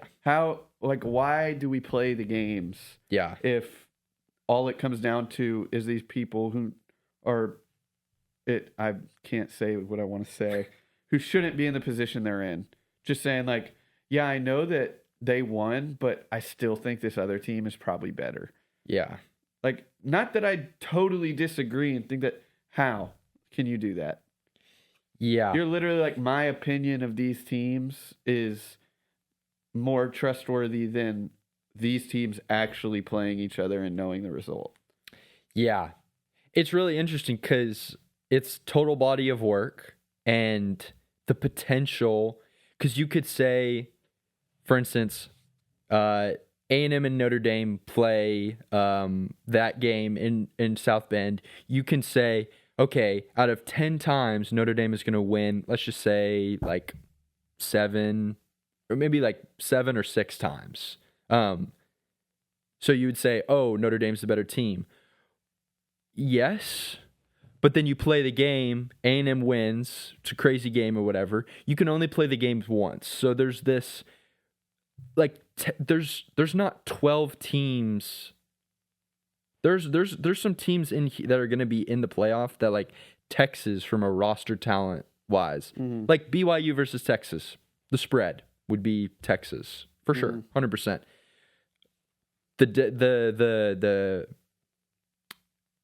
The potential of a team versus, how you play your season. I mean, it's so, like, the committee, I guess they do it by total body. They lean more towards total body of work of, like, okay, if you lost to bad teams, that has to matter, even if you win against some good teams. And so I guess they're saying is, like, the most consistent teams are the best teams. But the problem is if you go away, which I understand what they're saying, but if you go away from the fact of, like, playing the games and winning and losing, if you devalue that and you take that away, then there's no point. Yeah. There's just no point. 100%. I mean, also, I know I mentioned this earlier about not feeling super strongly either way about Vanderbilt and Texas, who's above who, but I think they're right next to each other. So the committee, with that scenario, they bump Texas, who has a worse record than Vanderbilt, over Vanderbilt because of head-to-head. Yeah. Yet whenever it comes to Miami, Notre Dame, they have equal records and a head-to-head, and they still have the loser of the head-to-head above the other. Like, yeah, how do you do that? Yeah, that makes no sense. And again, I'm not fighting for Vanderbilt to be above Texas here. I'm just saying, like, that's a 5-team grouping from 10 to 15. You have those two, and they're right next to each other, and you have different standards for how you rank them right there. Yeah, like it boggles my mind. It's so dumb. And I so think dumb. Here is, I think, probably a key part of this whole thing. People who like us, who have a podcast, people like Josh Pate, media. We're the same as Josh Pate. Yeah. But just like how we want the teams to be ranked is like, we want everybody to be equal, and we want it all to be completely fair. And so the paramount thing when we are looking at a college football playoff bracket is we want everyone, if you win all your games, you should be able to get in. It's just like this idea of like I guess that you can control, if you win all your games, you get in. But also we kind of would rather see underdogs be able to get in. We want those stories. I think the problem is like, I don't know if the committee is briefed in this way, but there has to be an aspect of like, we want good games in the college football playoff. We want to see good games. We want to see competitive games. It's better for viewership. It's better for, and what they would argue is it's better for fans in general to see Ohio State versus Texas again, or Texas versus Notre Dame, rather than Georgia Tech versus somebody, or James Madison, getting in there. Because if you look, I think Josh Pate pulled up the lines of the games. It's like North Texas versus Oregon is going to be like a 21-point spread, Oregon. And then JMU versus somebody, it's going to be a 19-point spread. And so it's probably something that's like baked into their rankings. It's just like teams like Texas is just going to get a boost every single time more than Vanderbilt because more talent's on their roster. They're just top to bottom, they're a more complete team. Are they going to win their games? Probably not. Or are they going to win their games? That's up to them. But yeah, I think there's probably that is a small thing that's kind of baked into it. Also, the other thing I did want to say, Sark was making his case for Texas to get into the college football playoff. I agree with pretty much everything he said. The only thing is he was harping on, why are we getting punished for the Ohio State close loss? You're not getting punished for the Ohio State close loss. You're getting punished for the loss at Florida, who, again, on paper is a very talented roster. That team kind of went off the deep end and fired their head coach. And they're a very talented team, but y'all lost to them. And they went 4-8. 4-8. Well, yeah. And then you lose to, what was the other loss? Texas lost to Ohio State. Georgia. Oh, and Georgia. So if you would have beat Florida, your losses would have been Ohio State and Georgia, and you'd be in the college football playoff, and you would probably be like above A&M. Yeah, 100% would You'd be probably number 6. Yeah. Yeah, and you would be absolutely fine. That's just... But yeah, the loss of Florida it wasn't a good loss. I mean, it ended up not being a good loss. And other teams like A&M, who, quote unquote, playing a weaker schedule, handled those games.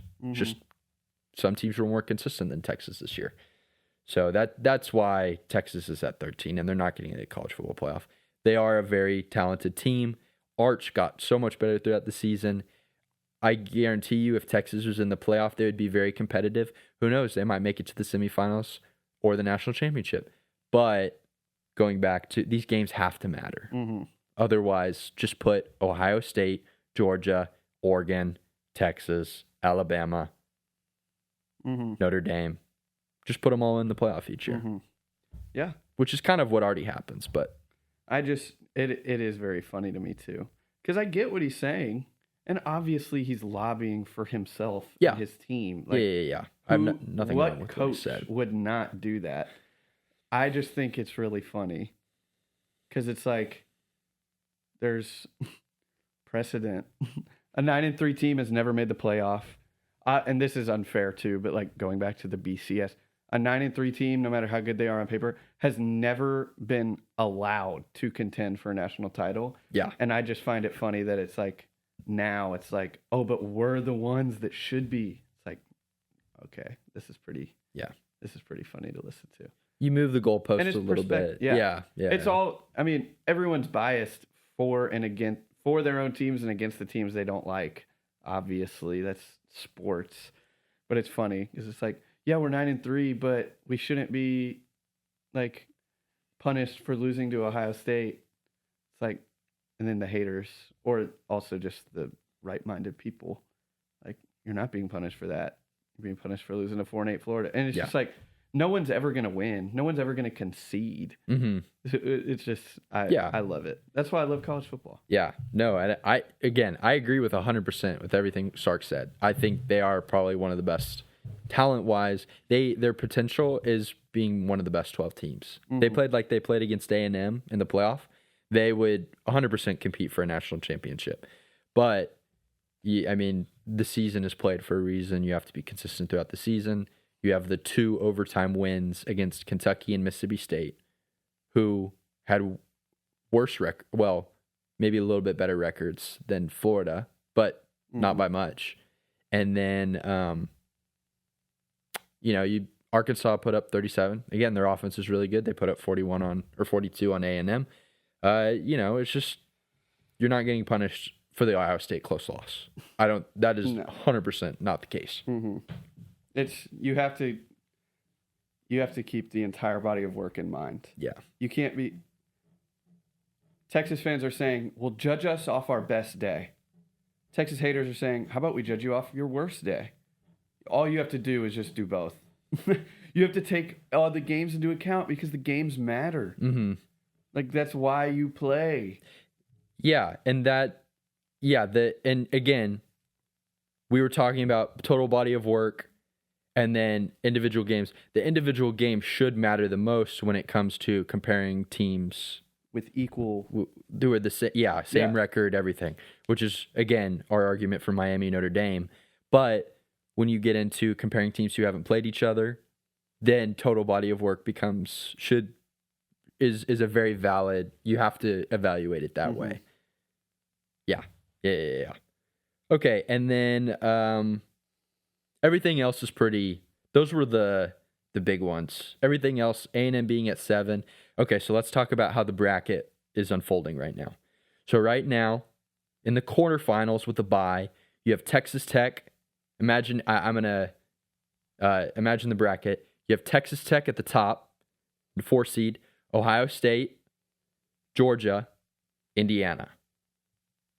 Going back up to the top, the conference champion, the 12 seed, would play the 5th seed, which is right now Oregon. So conference champ versus Oregon would play Texas Tech in the quarterfinal. Whoever wins between Oregon and the conference champ would play Texas Tech in the quarterfinals. Right now, 9 seed is Alabama, 8 seed is Oklahoma. So right now we'd get a rematch of that game to play Ohio State. Those would be such good games.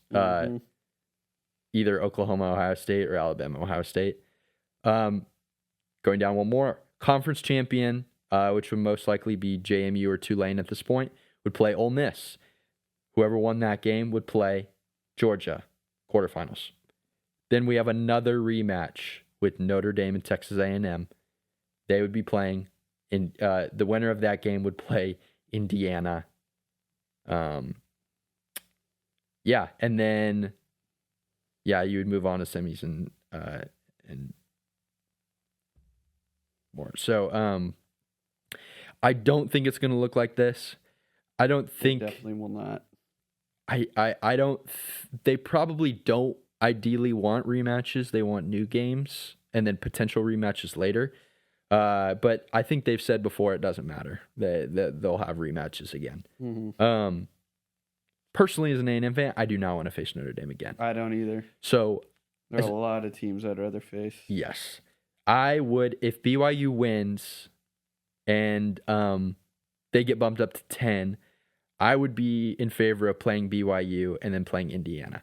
I honestly want to play Indiana. I think that would be a really interesting game because Indiana played Oregon. They looked so good.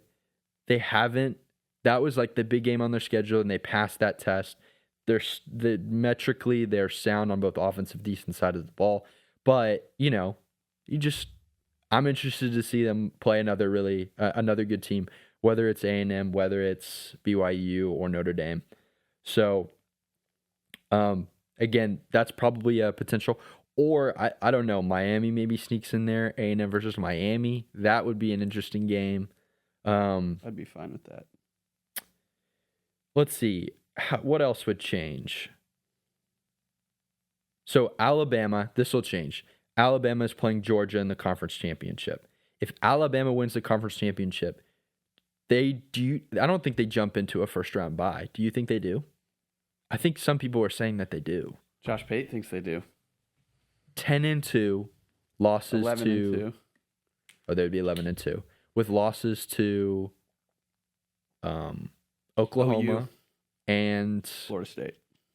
Oof, I think that Florida State, because Sorry. Go ahead.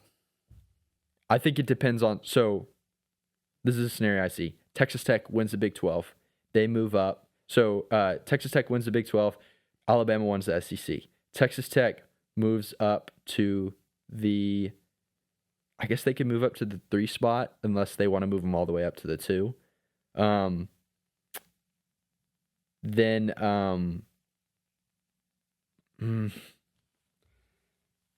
I don't see a world where 3 Big Ten teams, all 3 get a bye. I think they find a way to make sure the SEC champion. Yeah. And both would be deserving still. Resume-wise, even though the Florida State loss is brutal, I think we know that the committee has plenty of recency bias in all their rankings, but I think they'd be willing to look at the 4 straight ranked wins and beating Georgia twice and all of that. Yeah, winning the SEC is a big deal. I know that they think very highly of that. Yeah, I guess it would be weird to not put the SEC champ as a first-round bye. Mm-hmm. 1 through 4 get a 4-round bye. Did you ever see that song? Mm-mm. On Pat McAfee show, they would play that song over. It was a video, and it was kind of explaining the college football playoff. They did it over. They did it 3 times in a row, and then AJ got on the program, and they played it for him 3 times in a row, and they just would put the camera on him, and he would be like, "No, don't," and they would play it again. And then they did it for Aaron Rodgers, and they did it again. You should watch that. That's funny. I watched last night a clip of AJ talking about wanting a personal submarine. I haven't seen that one. I gotta go look that up. You have to watch. It's so funny. I gotta look that up. I did. Yeah. Yeah. I do remember that now that I think about it. But so yeah, we could go on and on about all the potential things that could move us around. So if we move to the 6th and we play the 3 seed, I would want to be in the 6th seed spot. Yeah. Yeah. Because then we would play a group of 5 team. And you'd feel pretty good about that matchup. And then you would play the 3 seed. Oh, how would we move up into the 6th spot? What would have to happen? Georgia would have to lose, but they would 100% put Georgia. Tech gets spanked, maybe. Okay. Because they'd have. I'm not a Tech hater. Yeah. Recency bias is what has Tech where they are. They've lost to an unranked team, in Arizona State. I think if Tech loses, Tech is 2 losses, 1 to a bubble team, 1 to an unranked team. I think Tech could drop down quite a few spots. It'd be hard to see them drop because technically they're playing an extra game. They probably wouldn't penalize it. But maybe just because, the SEC. Because going 11-1 in the SEC versus going 11-1 in the Big 12. I don't know. Well, because, yeah. I mean, the only teams playing, it's not going to be the loser of the Big Ten championship. Mm-hmm. They're not dropping that far. No.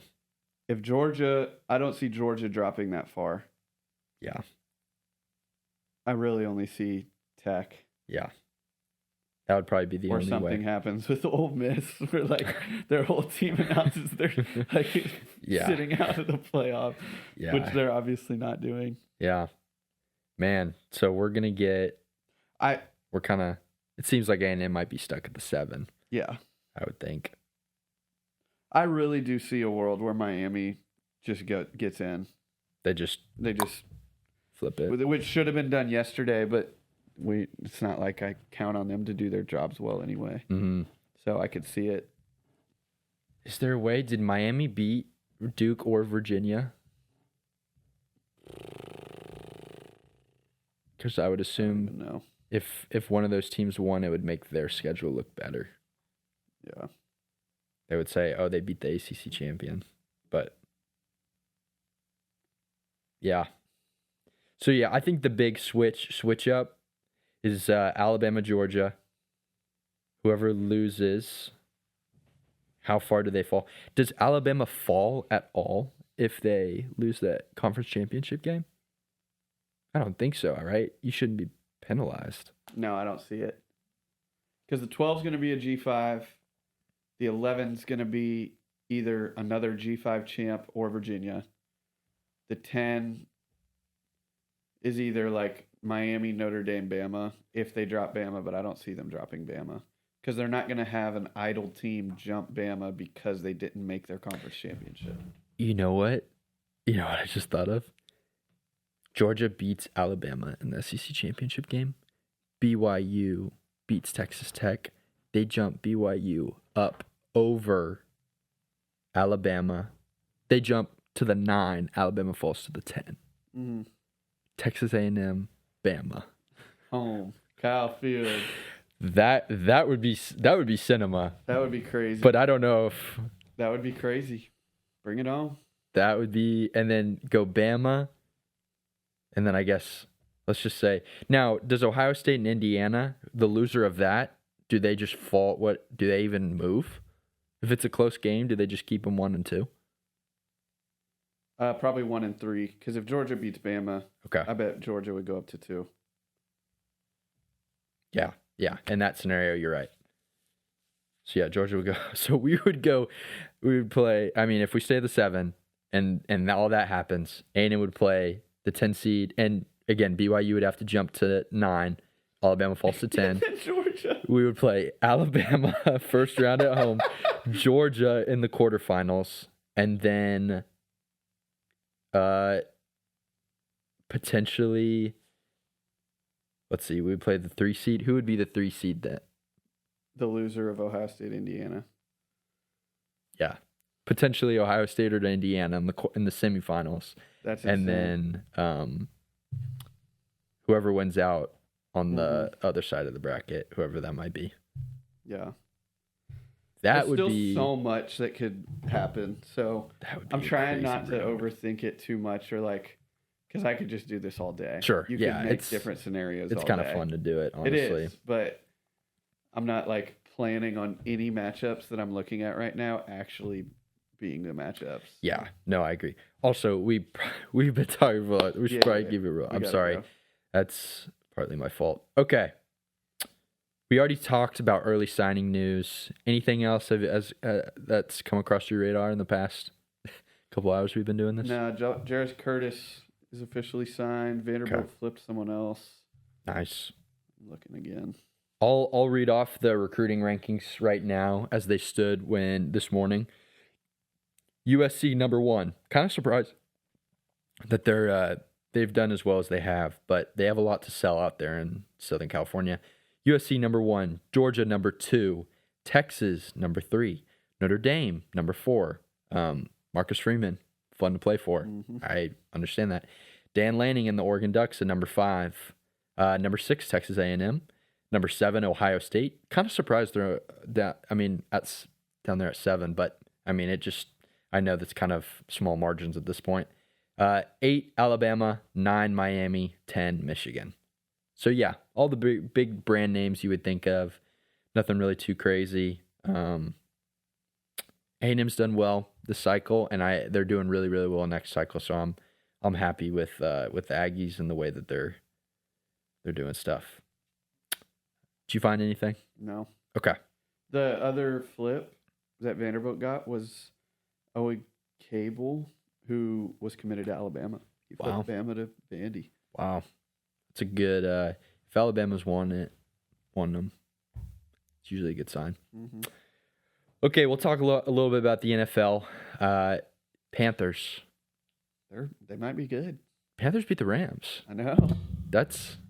Might be good. That's the shocker of the weekend. Mm-hmm. Shout out the Panthers. Shout out Bryce Young. Tet McMillan. Nick Scorton. David Tepper. Okay, bro. Watch it. I mean, they're doing good work out there, and Panthers are actually, they're in the hunt. They are. They're very much, what are they, 7-5? Yeah. Very much in alive. The hunt. Cowboys beat the Chiefs. Great Thanksgiving game. Great games. Packers and Lions. Sad that my Lions couldn't pull it out, but there's another, they went for it on 4th down, 5 times and didn't get any of them. Mm-hmm. Same as the Eagles. Texans. Beat the Colts, baby. Beat the best team in the NFL. Okay. You know what? I'll take it this week. You can say it this week. I mean, it's either Colts, Rams, or Dallas Cowboys. No. I mean, no. No. It's not the Colts. But who would it be then? Probably the Rams. I mean, the Rams. Probably I know they just lost, but it's probably still the Rams. Matt Stafford's. Oh, Drake May is now the favorite to win. Oh, yeah. Patriots are up there. I forgot about the Patriots.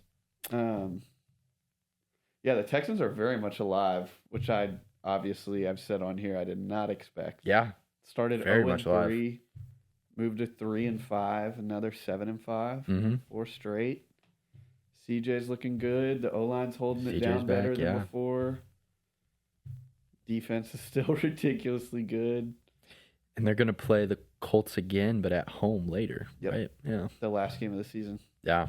It very much could come down to like it was 2 years ago where they play week 17 and the winner is in the playoffs.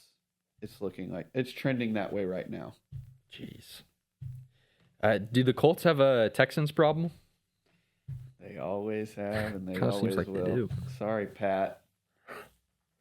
Yeah, I heard over the Lod House. Everybody says it. Yep, the Lod House. I heard their spiel on it. I was watching it. I guess whatever it was on Tuesday or Monday. Also, the Texans are undefeated. They're 3-0 whenever J.J. Watt is on the call in the booth. That's awesome. Also, J.J. Watt's my favorite football player of all time. He is so good at calling games. And he's pretty he does not. I know that I'm blinded by it. I don't think he sounds biased. I mean, there was a bad call that went against the Colts, mm-hmm. and he was like, "Oh my gosh, the Colts just got hosed." That was terrible. Mm-hmm. He was calling it pretty fair. He's great on the McAfee show. He's awesome. He's great. I have 2 jerseys. He's my goat. I love JJ. I don't blame you. Yeah, he's a cool guy. He's very easy to root for. Mm-hmm. Captain America for sure. Burnley just started as well, so I'm sure he's locked into that. Oh, but he has to. I mean, best team in the world, right? Yep. I don't. Any other NFL stuff that you want to talk about? I know there's more stuff, but Drake May's really good. Drake May's very good. It's really it. Yeah. More of a college football podcast. I'll get more into NFL these next few weeks. Yeah. Texans have the Chiefs next week. Oh, that's going to be a good game. I'm very excited. Yeah. Chiefs, they have no wiggle room now after losing to the Cowboys. Yeah. Which I don't think is happening. No wiggle room. Cowboys, their offense is kind of good. Their defense kind of sucks. Not great, but it's good enough, I guess. It's improved a little more. Mm-hmm. Yeah, but we'll talk more about NFL once it gets into crunch time. I do college basketball. I watched a college basketball game last night. Duke versus Florida. It was cinema. 1 point game, right? Yes. And Florida hit a 3 with 20 seconds to go. And so they go up by 2. Then Duke goes down and with 3 seconds left, hits a 3. And then the inbound got tipped and Duke won the game. So it was great finish. Aggies played last night as well. They beat Pitt. He's a dog down there in the paint. He's a good rebounder. McKenzie, I don't know how you say his last name. Mbako. He is tall. Yeah, he's big. He is a tall, lanky dude. Jakari Lane is nice. Rylan Griffin. What's the dude from overseas name? Ruben Dominguez. He is a 3-point fiend. He is the second most 3-pointers made this season in D1. Gee, I believe it because he was splashing in the game that I watched last night. Yeah, he's nice. So we're 7-2. Take it. That's not bad at all. Take it. After and these 2 games, yesterday was big, and we play SMU next. Mm-hmm. Those are huge for our net. Oh, really? Yeah. Okay. In non-con, and I mean you still have the gauntlet of the SEC. Yeah. Not as much of a gauntlet as last season, but still ridiculously good. Yeah.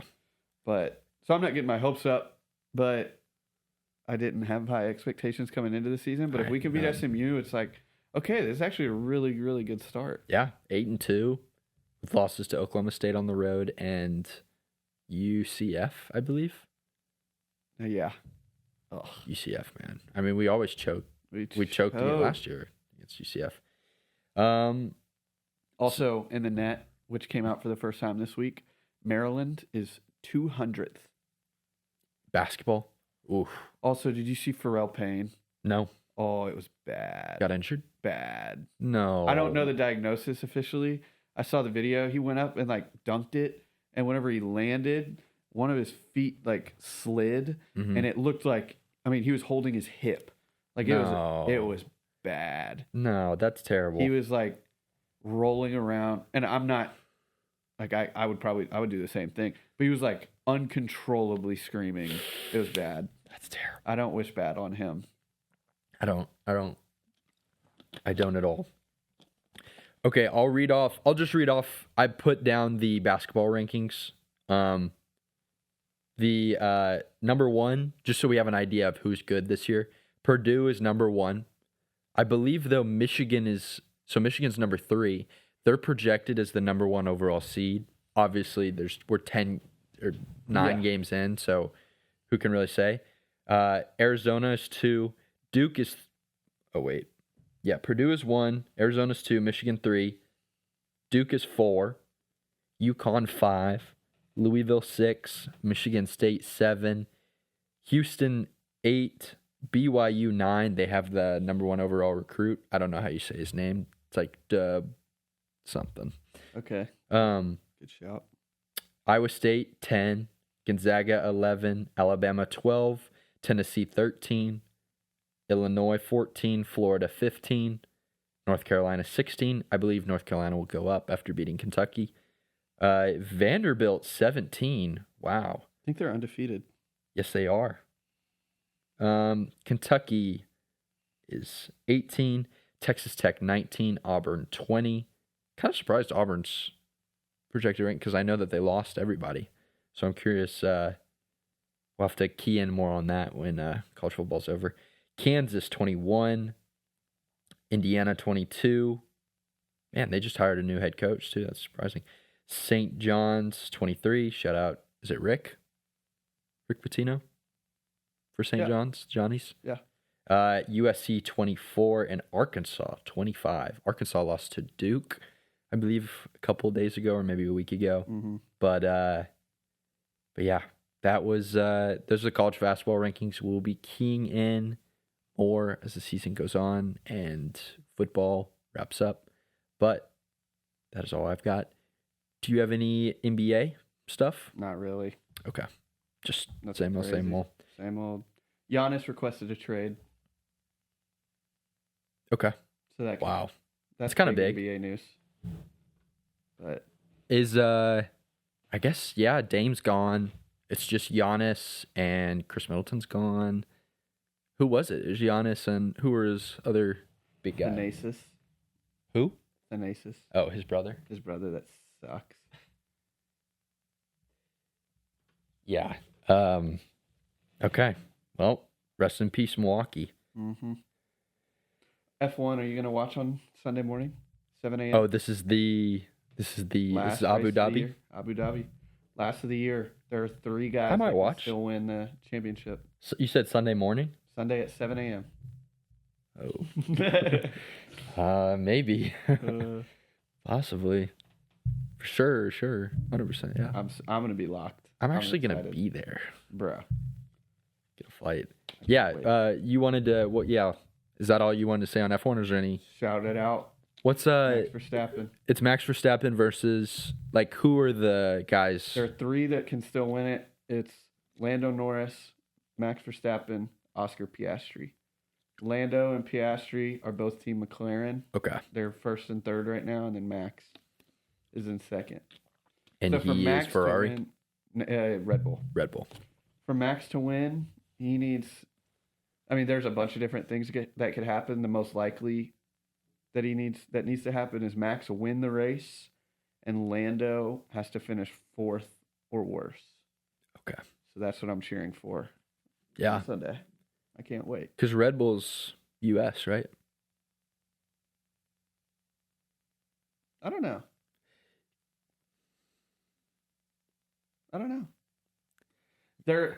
Well, it's weird because they're not a manufacturer. So it's not like they're... I mean, I guess Red Bull, the company, is U.S. based. Mm-hmm. But, like, Haas is the only U.S. based team that's a manufacturer. Let's see. U.S. Oh, do I have... No service. Yeah. Tough. Oh, no, I'm connected. Hold on. They're UK. Mm. Wow. Oh, but it holds an Austrian license. The team is owned by an Austrian company. Interesting. But their headquarters are in United Kingdoms. All right, well, close enough. Mm-hmm. Basically. For the Brits.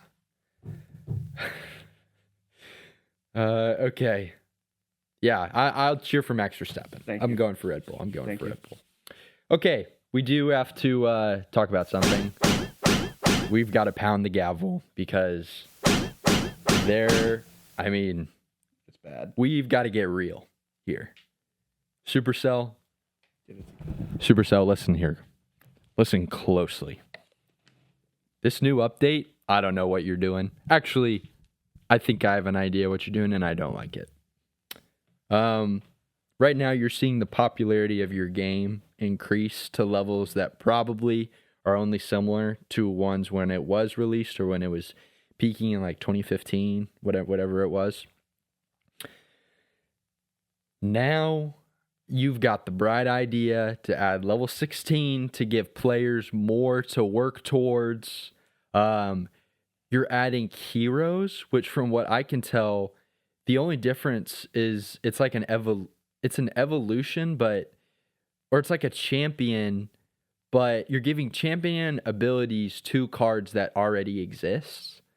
And now they're hero slots. And what else? Let's see. You made a new arena. Cool. You reworked, so you took away the book of cards, the book of books, all of that stuff, which honestly really, really helped. Because it was nice to be like, oh, I'm level 13. Okay, Book of Books, and then Elite Wild Cards. Boom, 15. Now, all it is cards. Now I can buy gems and use gems to upgrade cards instead of like buying wild cards and do that. But I have to use my credit card if I want to buy gems. Yep. Which I think you know that, Supercell. And my hunch is that, again, you see the popularity of your game increasing to levels that haven't been seen in a long time. And you get the bright idea to add level 16 and all this stuff to capitalize on that. I think it's a bit ridiculous. I don't like the heroes. I don't know. I like the evolutions. I liked the regular cards. I like that. I feel like it's just throwing too much in there. Now it's too much. Now there's a P.E.K.K.A. that can get up to level 21. 23, I thought. 23. And he can heal himself. And then I also have an evil firecracker on the other side that can, from the bridge, hit my tower every single time. It's a little, I think it's, from my opinion, I'm kind of in the middle between a casual and like a serious Clash Royale guy. I think I'm in the middle. I think it's too much. It's too much for me to keep up with right now. And it seems like a lot of it is, maybe you have to pay the bills too, so maybe I shouldn't be critical. But I don't know where this money is going. If you're just going to reinvest it in the game, I guess that's great. But it kind of seems like you're just adding more levels and stuff like that so that, because now I'm disadvantaged because now all my level 15 cards, now there's somebody who has all level 16 stuff and the skill doesn't matter anymore. It's just like, well, it doesn't matter as much. It's just harder to win. Mm-hmm. What are your thoughts? I'm in the middle of a game. Oh, you're in the middle of the game. So frick. No, I hate it. I hate it especially because I procrastinated using all my magic items. Mm-hmm. And so now it's just like, oh, I have 10,000 gems and I didn't get to use like my book of books or whatever. And that's right. I was very mad. You did have a book of books. I was very upset. Yeah, I think it's ridiculous. I think it's too much. I think a lot of people are kind of on that same wave. What's your trophies at right now? So I was at 84.95. That's great. And I needed one more win to get up to a new arena. And let's see, after I just lost that in overtime, I'm sitting at 83.06. I used my whatever boost potions to try to get that one win, and I just got absolutely obliterated. So now I'm fighting again, back in the mid-level of my arena. So working. But I'm not going to stop. It's the journey, not the destination, man. No, it's the destination. Well, I would like to report, I don't know if I reported this last time, I hit 10,000 trophies. Yeah, you did. Round of applause for me. A lot of hard work. I guarantee you that, so every, from 9,900 till 10,000, every single person I played was like Mega Knight, Hog, Firecracker. Mm-hmm. It was terrible. Mm-hmm. So competitive in those last games. I've never sweat harder in Clash Royale. As soon as I get to 10,000 trophies, I'm playing giant skeleton, skelly barrel clone, freaking suspicious, but it's just people who don't care anymore. Mm-hmm. And it's it was so much harder. The games were so much harder trying to get to 10,000, and then as soon as you get over it, it's everyone's playing Lollipop Cycle. It's just So I do want to get to 10,500 because they've reworked it now. It's no longer 1,500. It's just I believe it's 2,000 trophy. I think it's 1,200 is 12, the max. 12,000 is the max now, and then and you unlocked ranked at 10,500. So I'm trying to get there. So because I actually don't know why I want to play ranked. Why would I want to? I don't want to. Why would I want to do that? But I guess it's just a new goal to do. But yeah, I don't know. I feel like Clash Royale had a really good thing going, and then right now it's like a little disappointed in you guys down there, and I think they're a Swedish company, possibly. Check out Supercell. So I'm not very happy with the current state of Clash Royale, but maybe this is just a rocky bit in our relationship, and we're gonna try and get through it, but I gotta voice my complaints here. Understandable. Any other thoughts on that? Mm-mm. Okay. I'll briefly, Milan beat Lazio. Good win. I believe if we're not the top of the table, we are second. We also play Lazio tomorrow in the Coppa Italia. Let's see. I'm going to look up table. Yes, we are number 1. But I won't. What's there to be happy about? What's there to be happy about? What's there to be happy about? No way. What's there to be happy about? That was bad, Cole. What's there to be happy about? Messed up bad. Nothing to be happy about. Oh, rankings don't matter. The goal was beautiful. It was like there were like 3 passes in a row, and then it was crossover to Rafael, put it in the back of the net, and then it was just good defense the rest of the game. So really, really good win. Again, we play Lazio on Thursday for Coppa Italia. I don't know who we play on Sunday, but it doesn't matter. Opponents are nameless and faceless. It's more about us than it is about them. Movies and shows. I'm going to talk about Stranger Things. It's good. It's worth a watch, I say. The writing, I think, is actually good. I'm genuinely interested to see where it goes. I'm a Stranger Things guy, I guess. I think every single season has been good. I've enjoyed every single season. I think season 2 was really good. Mm-hmm. Obviously, season 1 is OG. Season 2 I thought was really, really good, though. With Billy, and they introduced Max, and it's Halloween, and there's the Mind Flayer. Yeah, and then season 3 was the Mind Flayer, but like made up of like all the rats and like the gross stuff. Mm-hmm. Season 4, Eddie. The by far the best new character is Dipshit Derek. Yeah. Don't talk about it too much. I've only watched the first 3. I've met Derek. Okay. There's only one more on the ones that I've seen. Yeah. But don't tell me what happens in the 4th. Okay. I won't say anything. I was just, Derek is by far my favorite character. I just feel bad though, because like imagine in the casting process, they're like, all right, we want someone to play like a really annoying, like fat little kid. And then he comes in, he's like, you're perfect. You're exactly what we're looking for to annoy the audience. So that kind of sucks. But I don't know. I'm interested. It is. I feel like some of the kid actors didn't really grow up to be as good adult actors, maybe.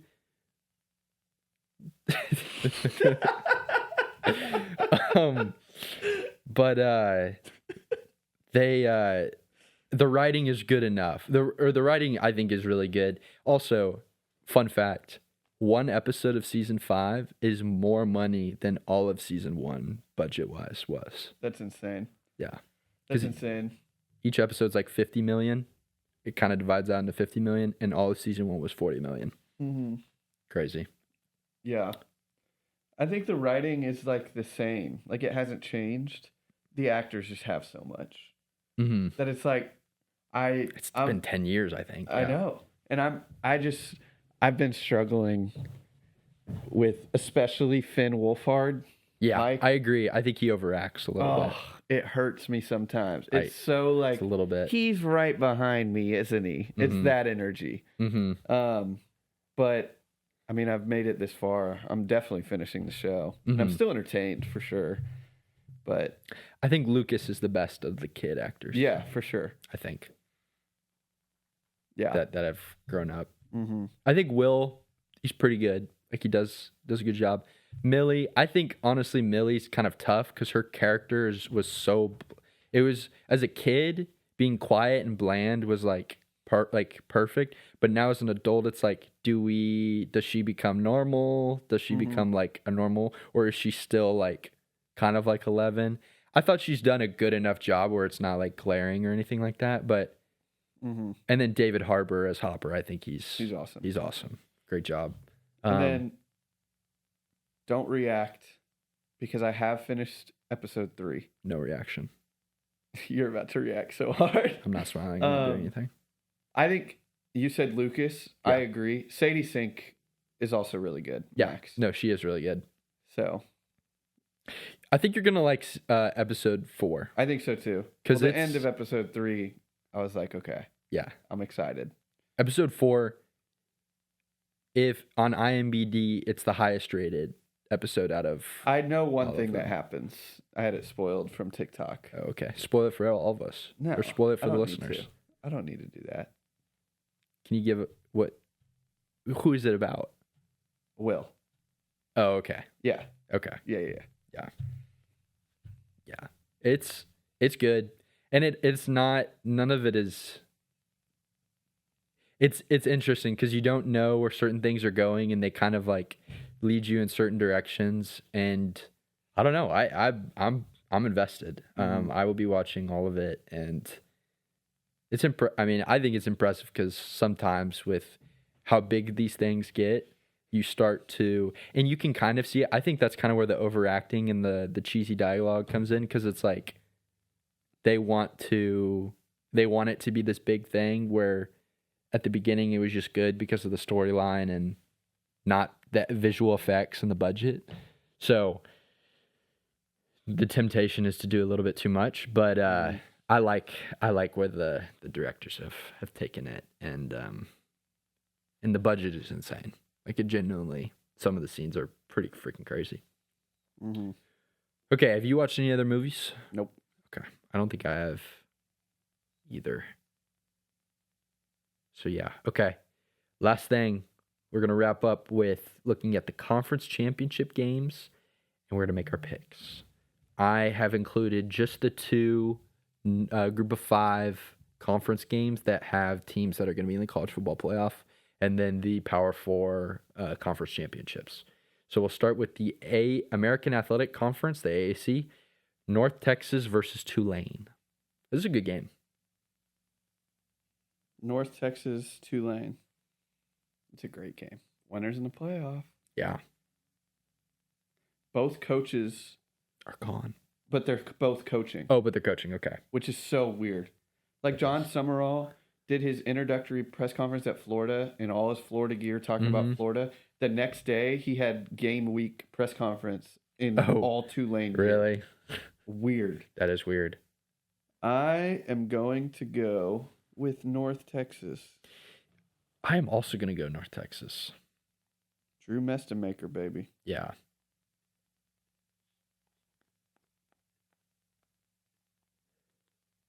Okay. Anything else about that game? Or no? I don't have anything. Sunbelt, Troy.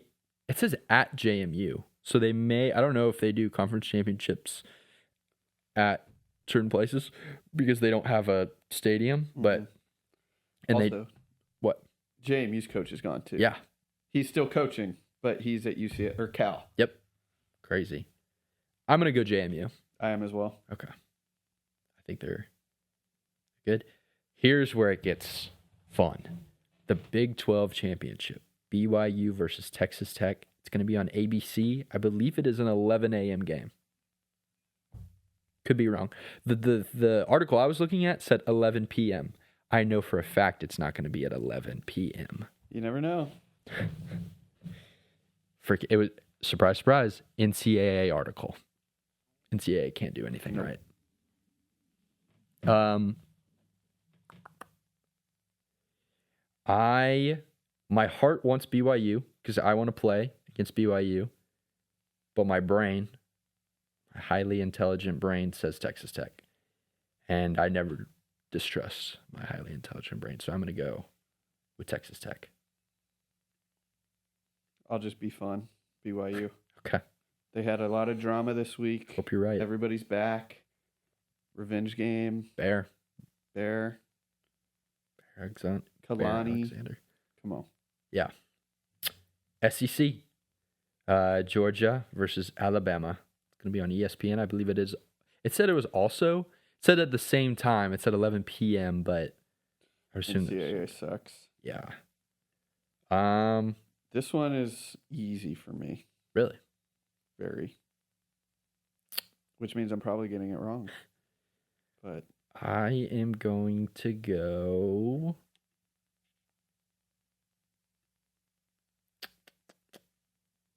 I'm going to go Alabama. Okay. Not a chance I'm going with Bama. You can go Georgia? I'm strong going Georgia. Okay. I like Revenge that. game. It's in Atlanta. Jam Miller left last game on crutches. They already don't have much of a run game. And their biggest threat there is out. Alabama's receivers have been coming on, but I trust Kirby to be able to limit Horton and Bernard. Yeah. And Ryan Williams has been non-existent, which is sad. Yeah. But Yeah, it's true. So I'm going Georgia. Okay. You're probably right. Well, why am I picking Alabama? I picked Georgia to win the SEC. Hold on, I have to switch. And go come Georgia. On. I have to switch and go Georgia. You just... wow. I have to switch and go Georgia. I'm professional. Wow. I forgot about that. Go Dogs. I agree with all that you just said. I was thinking the exact same thing. Virginia versus Duke as your ACC title. Oh my god! Golly. That is so dumb. The ACC, dude. Imagine saying after week 3 or whatever, week 4, that the 7 and 5 team's going to be playing in the ACC championship, and it's not going to be Florida State or Miami.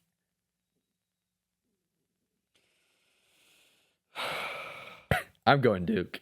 I want them to win. Dorian Mensah, you could just decide to go off. I want to be watching this game too. I'm going to go Virginia. It's a close spread. It's 3.5. Wow. But I think the ACC desperately needs a team in the playoff. Honestly, though. So Virginia would make it in, wouldn't they? Yeah, 100%. They'd be the 11th. Wow. Who would have thought? I kid you not, I could not tell you a single player on Virginia's football team. Yeah, you can. You know their quarterback. Oh, Chandler Morris. Yeah. Yeah. I do know that.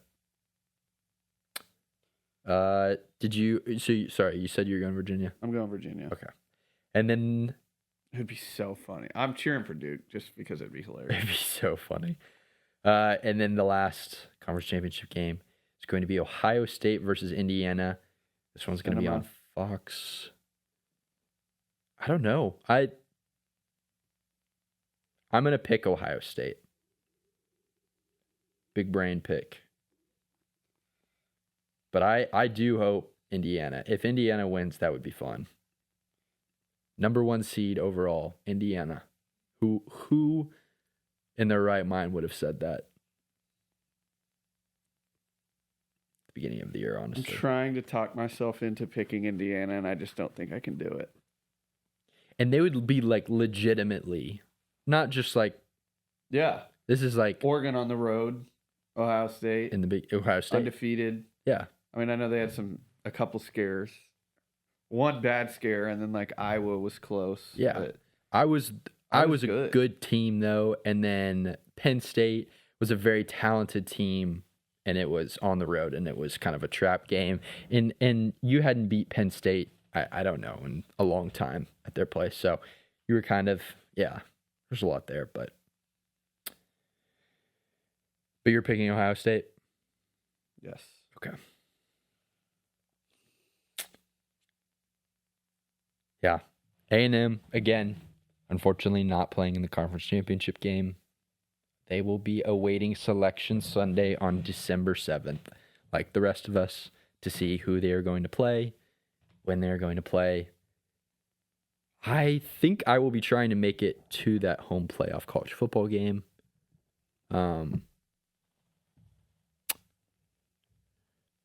Yeah. We'll see. Because, yeah, I will probably be out of town during quarterfinals. And then, yeah, I can't wait. I'll buy a ticket to the national championship. Of course. I'll buy one. Easy. All right. You got anything else? I'm good. All right, fellas. All right, I will say one more thing. It is my birthday. Oh, I was going to say it. Oh, you were going to... All I wanted to say is that I don't need anything from anybody. I don't need anyone to tell me happy birthday. All I need, though, is if everyone who listens goes to Spotify and rates the podcast. You don't have to rate it 5 stars. I'm not telling you. I want you to give your honest opinion. But I want you, like a man or a woman, whoever's listening to this, I want you to give your honest opinion. But I